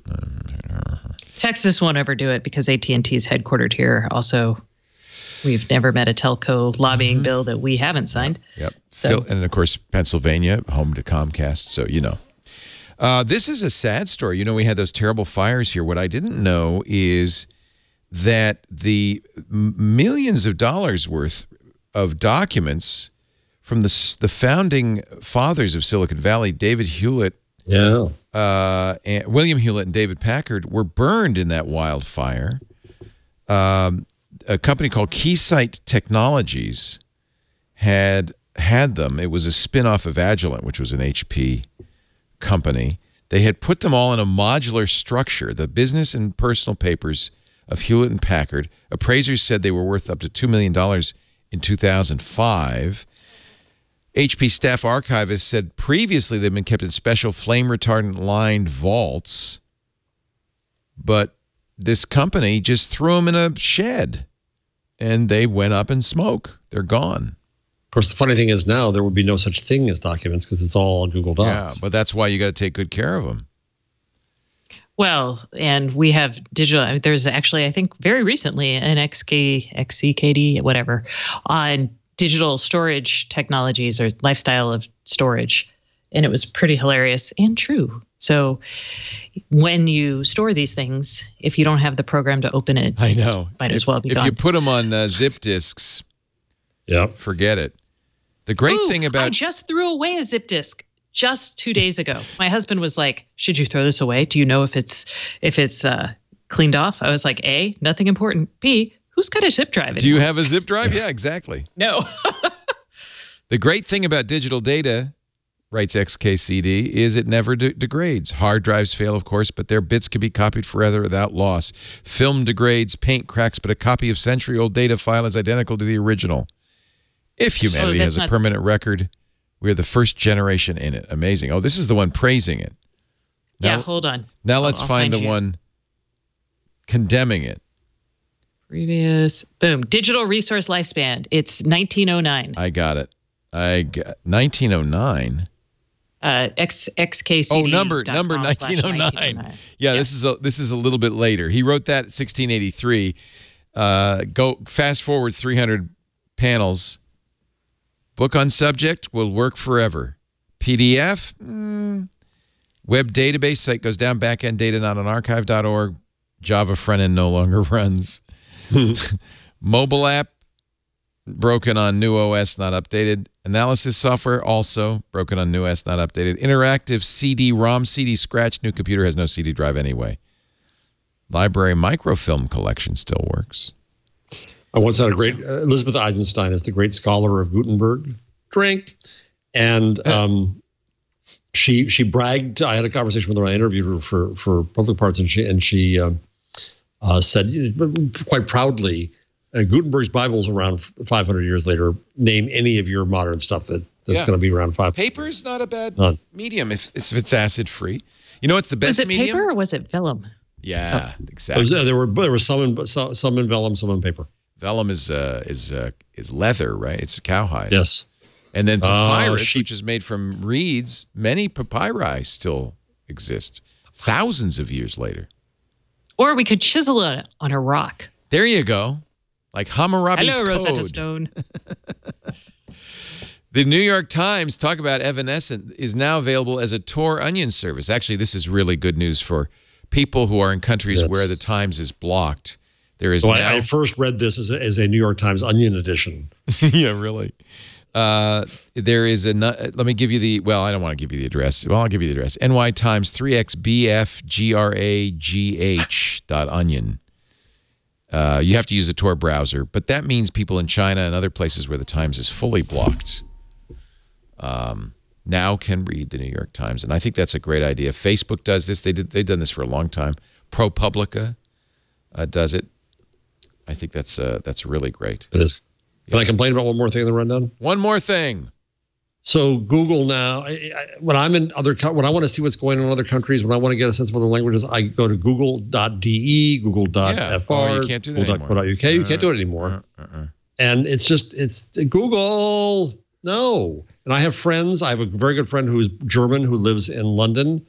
And every time he tries to go to German stuff, wants to translate it, Google, let us decide this stuff and let us decide it easily just by going to the other domains. You can evidently go to a settings thing somewhere, but you have to change the whole settings for the Chrome. Jesus, Google, it was fine. What are you mucking around?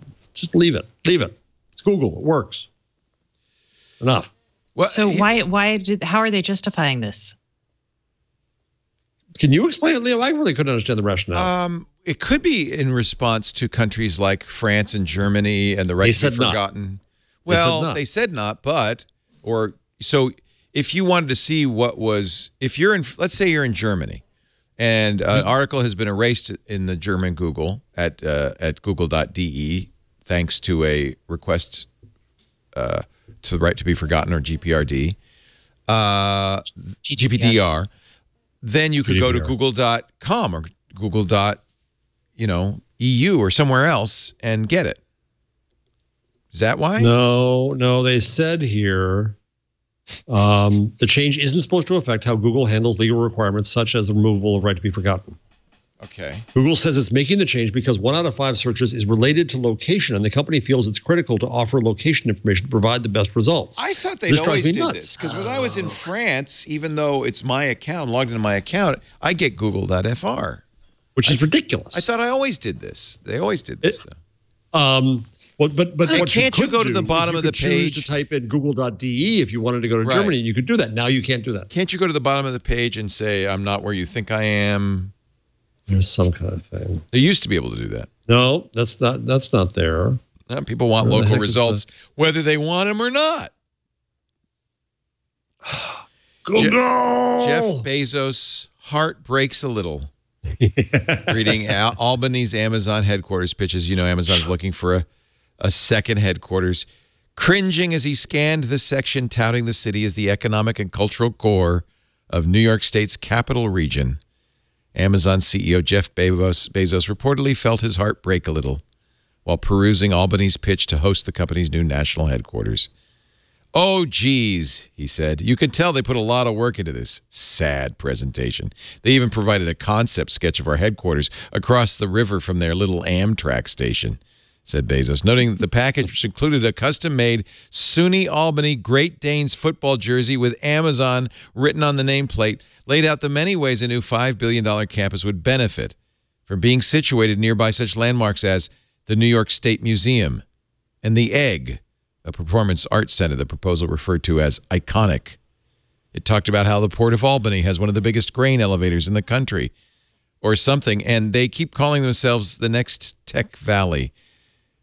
Bezos said, God, I don't think that I have the stomach to read the section about how much we'll love their tulip festival. This is The Onion, but boy, it sure is good. It is. And I can hear Bezos laughing when he reads it, too. Yeah, that famous honking laugh is exactly what I heard, too. Well, I thought of that when you mentioned, or when we were talking about Onion Ratter, I thought, oh, what The Onion. I love that Jeff Bezos article. Anything else we want to talk about? Stacey, any IoT news that you... Well, I'm going to cover it in my pick. Okay, so. Nice. How about you, Two for one. Twofer. How about you, Mr. Jeff No, Jones? I got in my last complaint. Last complaint. All right, let's take a break, and we will get our picks of the week in moments. But first, a word from Capterra. So many times people call my radio show and say, hey, my boss said I have to find software for our business. What do you think about doggy daycare software? Is there any really good stuff out there? And I have to say, I don't know. But that's probably better than Googling doggy daycare software. I got a better solution, Capterra. It's a free website with hundreds of thousands of reviews from real users like you for 400 different categories of business software. I wonder if they have doggy daycare. I just made that up. I bet you they have like kennel software and stuff like that. Yeah, kennel software. Here we go. So did you know that there are many, many choices in kennel software? But wait, you might say, how do I choose? You could Google this, by the way. You wouldn't get nearly this complete. So what you do is you go over on the right to the filter results. Say, no, I only want to see 4-star reviews.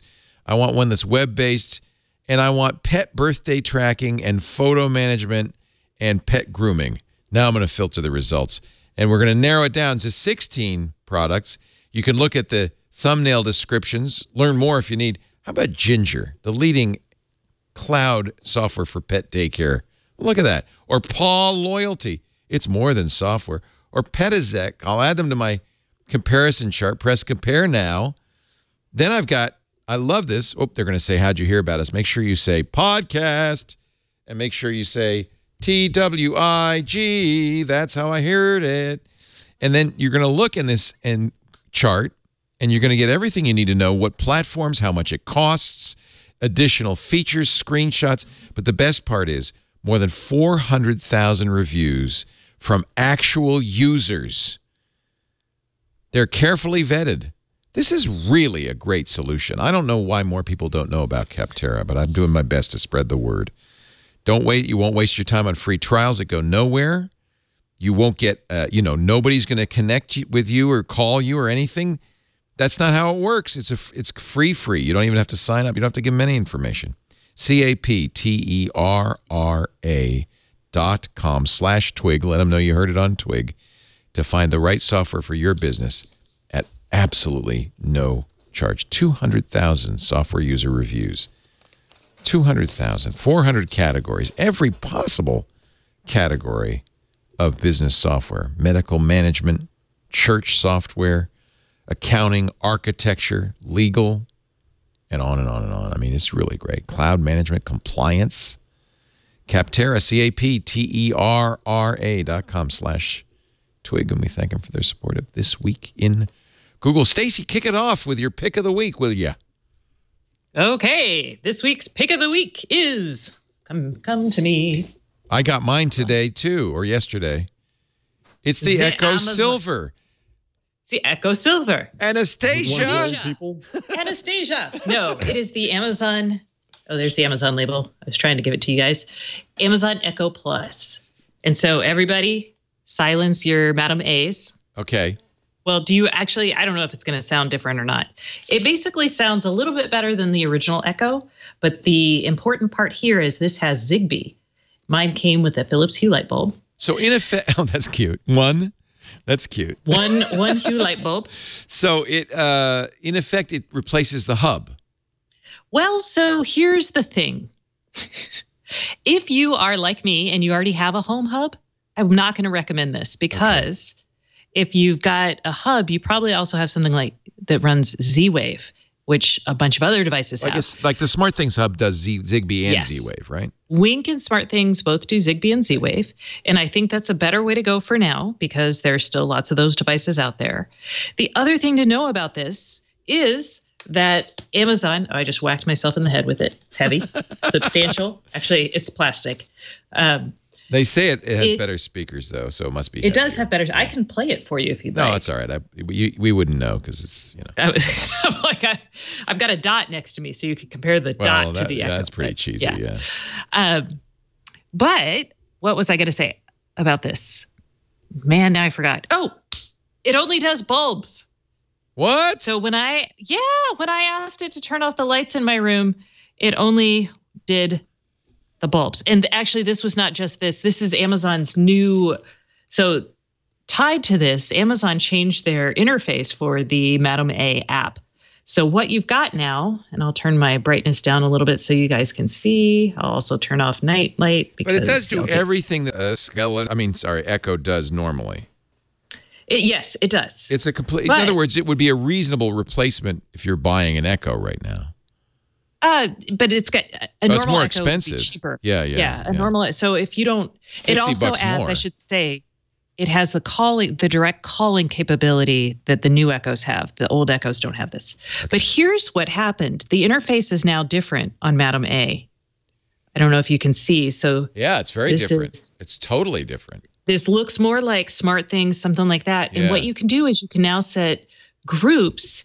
So I've got, I don't know if you can see my master that is Madam A enabled. That means when I stand in my master bedroom, I've grouped all the lights in there and a fan to be under the Echo that's in the master bedroom. So when I walk in there and I say lights on, it's supposed to turn the lights in that room on. So I no longer have to say turn on master bedroom. In reality, all that does is turn on bulbs. So it's only working certain devices. It doesn't do all of them.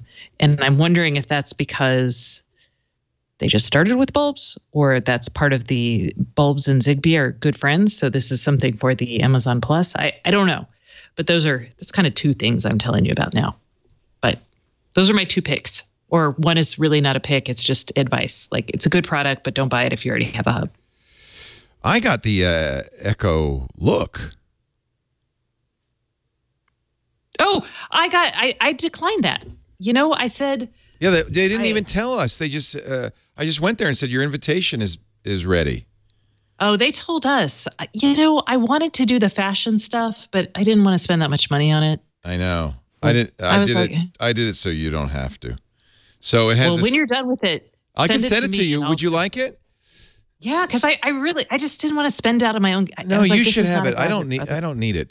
So I wish you could see this better. There's no way to see these pictures on the web, is there? I don't know. So what it does is I go up every day. I go up in my office. I go up to the Look and I say, Echo, take a picture, and it takes a picture. By the way, look what it does with the picture, which is kind of cool. It blurs it. First of all, it zooms in, it crops it, and then it blurs out the background. So you're kind of like standing right out there. so you can really see your outfits. Well, that's so the AI can really see your outfits. Yeah. Some of my outfits maybe aren't the best. And then this is why I'm sending it to you, Stacy. And then this one, I don't know what happened. It took a picture, but it wasn't me. It was like it took a picture of the TV. I guess I didn't have it pointed right. So it will. Siri's talking to me. Go away, Siri. Nobody wants you. So then you can send it the style check. And I created a comparison. And it said, rightly so, that this outfit was, see, it's got the yellow check. That was better than that outfit. That one I look like, I don't know, an Uber driver. This one, this was weird. I thought my suit looked better than the sweater, and they rate it based on a variety of criteria. And they also give a percentage weighting, so it was actually pretty close. What's working in this look? Pieces work better together. Compare it to another look. You can add another photo. So you can give it your outfits and compare. You know, that's it. It has a terrible speaker and no jack, so you can't get better audio out of it. Yeah, so that's why. And you know what? I'm actually, as I'm thinking about right sizing my Echoes, and I was actually going to dump the Echo Show. Oh, I like the Show. I use that all the time. Well, nobody calls me on it because nobody wants that. I'll call in the house. No, that's okay. No one calls me on it. Plenty. Except for Leo and Jerry Itchwit, who I met and is very nice. I won't call you. I won't call you. Don't worry. And I can't watch my Corgi videos on YouTube on it anymore. So I know. That's annoying. And I'm hoping that YouTube will rethink that. That was terrible. So I'll trade you. I'll send you a look if you'll send me your show. Oh, okay. That's not really fair. The show's $30 more. I'll tell you what. I'll trade you. I'll trade you for your show. I'll trade you a look, a dot, and a player to be named later. I don't want any more players. Also, I'm getting rid of the dash. Would you like the Harman Kardon Evoque, the Cortana player? Oh, the Cortana that was so exciting. Would you like that?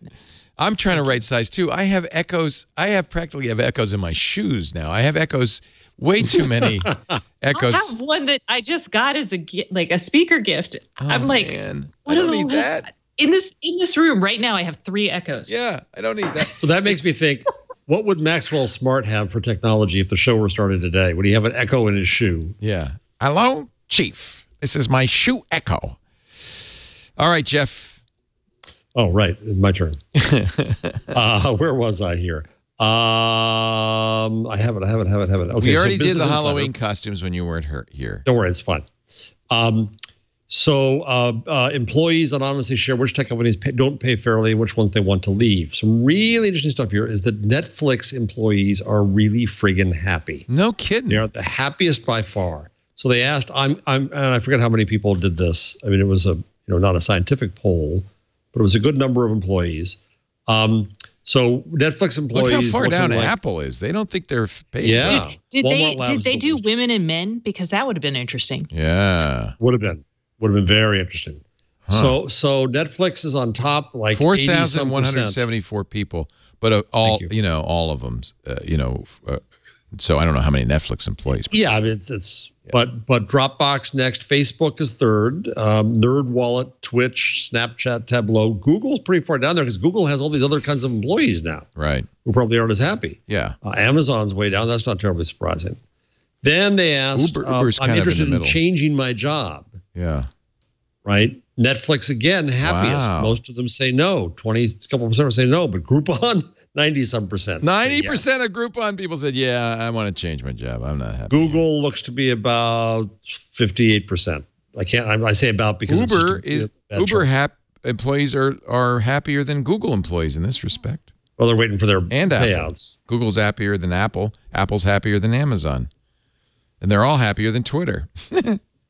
And Microsoft's and then of course, if you look at the compensation satisfaction versus job change interest, it's a correlation, not surprisingly. Oh yeah. More you make, Netflix folks think they're fairly compensated and aren't looking for jobs. Yeah, interesting. I found that really interesting. Yeah. The article is in Business Insider, and it is a survey by. I forgot. Sorry. Somebody. Somebody. Oh, the Blind app. So you have to use the app called Blind that is designed to Do surveys? to do this, I guess. Yeah. Sounds like secret surveys. So I don't know. Is this crazy? Does anybody still use an Amazon Kindle? I do. Oh, I'm getting mine. It just, after 3 months. I got the new Oasis. From Alaska. Yeah. Oh. This is the newest Kindle.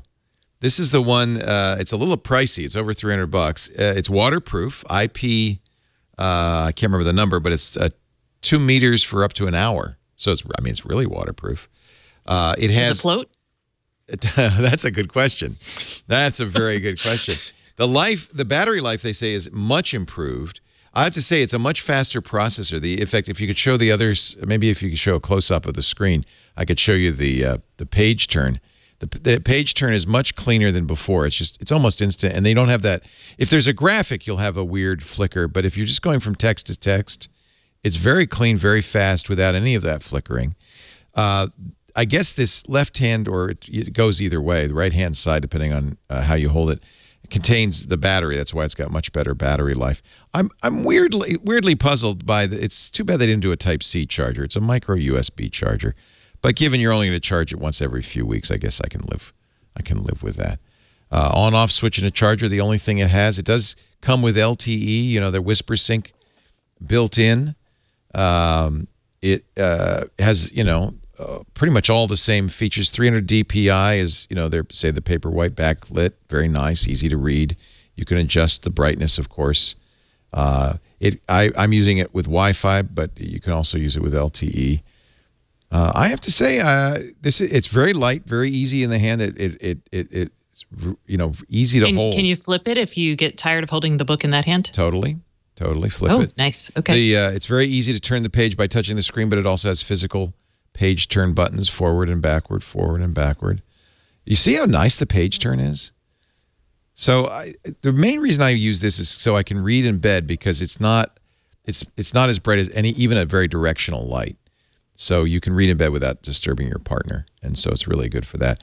Now, I have to say I'm disappointed. The other reason I got it is they say it'll play Audible books, and it will. It has a section for audiobooks, and it sees your whole Audible library, which is nice. I can filter it down to just Audible stuff, and here's my whole Audible library. I can download it. But it doesn't have any speakers, so you have to pair it via Bluetooth to a Bluetooth speaker. Which I did. I actually paired it to an Amazon Echo. That worked very nicely.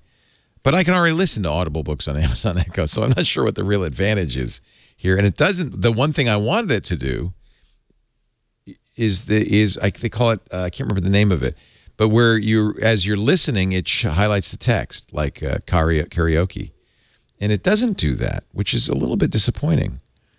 It specifically doesn't do that. So you can when you listen to a book, you're in an Audible interface. You actually have the Audible app up there. You don't see the text, which is extremely disappointing, because that was my favorite feature when, they call it immersive reading when you have the audio and you're watching the text. Otherwise, though, it is a really nice Kindle. And if you you don't use a Kindle on your tablet, you like the e-ink for whatever reason, I think this is a very nice reader. I'm pretty happy with it. And boy, it's light. It's very light.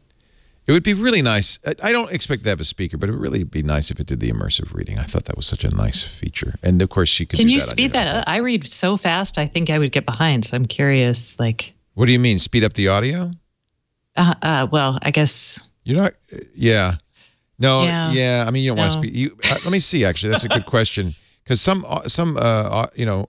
audiobook readers, I think the Audible audiobook reader will let you read at a faster pace. Let me see. Yeah, let me see if I can do that. Up to 200%. It's like listening to me all the time. Yeah, this has speed. In fact, it'll go 300%. Jesus. Yeah. Okay. So, yeah, you can speed it up. And I presume then if it had immersive reading, it would speed up, but it doesn't have immersive reading. So who knows? It has a store you can buy, as, unlike your iPad, which, the buying is separated from the reading. But, yeah, I'm happy with it.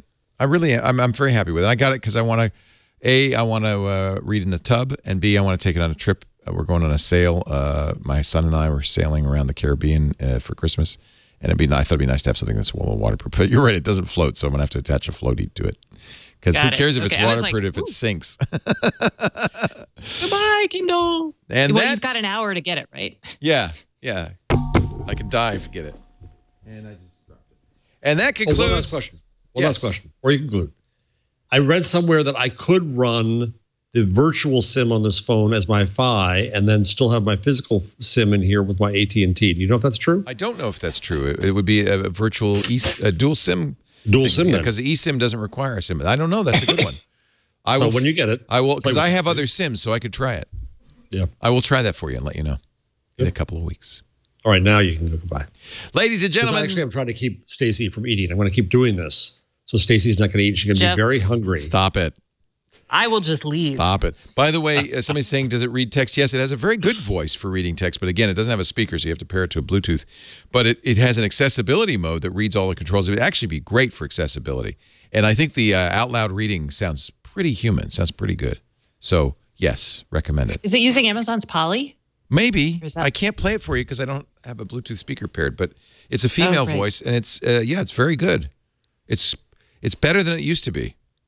And I didn't mind it before, but now it's like you could really listen to it, I think. Well, we've come to the end of another This Week in Google. It's time for us all to break and eat some queso and wear our fine queso shirts. Jeff Jarvis lives the queso life. What? No. In beautiful Manhattan. Manhattan! He is a professor of journalism at the City University of New York. Blogs at buzzmachine.com, is the author of many fine books, including What Would Google Do, Public Parts, Gutenberg the Geek, and Geeks Bearing Gifts. Thank you so much, Jeff. It's great to see you again. Stacey Higginbotham, the queen of IoT. Stacey on IoT.com. Subscribe to her free newsletter. It is a must-read. And then listen to her podcast with Kevin Toffel. And she joins us, along with Jeff, almost every Wednesday to talk about the world, life, and more. And she hasn't punched anybody yet. No, not even when I was there last Not even week. when you could. You were very Wait till gentle. we get to the Quesoff. This is going to be tough. It's going to be tough. You're going to keep us apart. We do This Week in Google every Wednesday, 1:30 Pacific, 4:30 Eastern. The new time will be 21:30 UTC because we're going off daylight saving time. I hope you will join us and watch live. If you do, please hang out in the chat room too at irc.twit.tv. And of course, on-demand audio and video always available at twit.tv/twig or wherever you get your podcast. Subscribe. Make sure you got it each and every week. Thanks so much for being here. We'll see you next time on Twig. Bye-bye.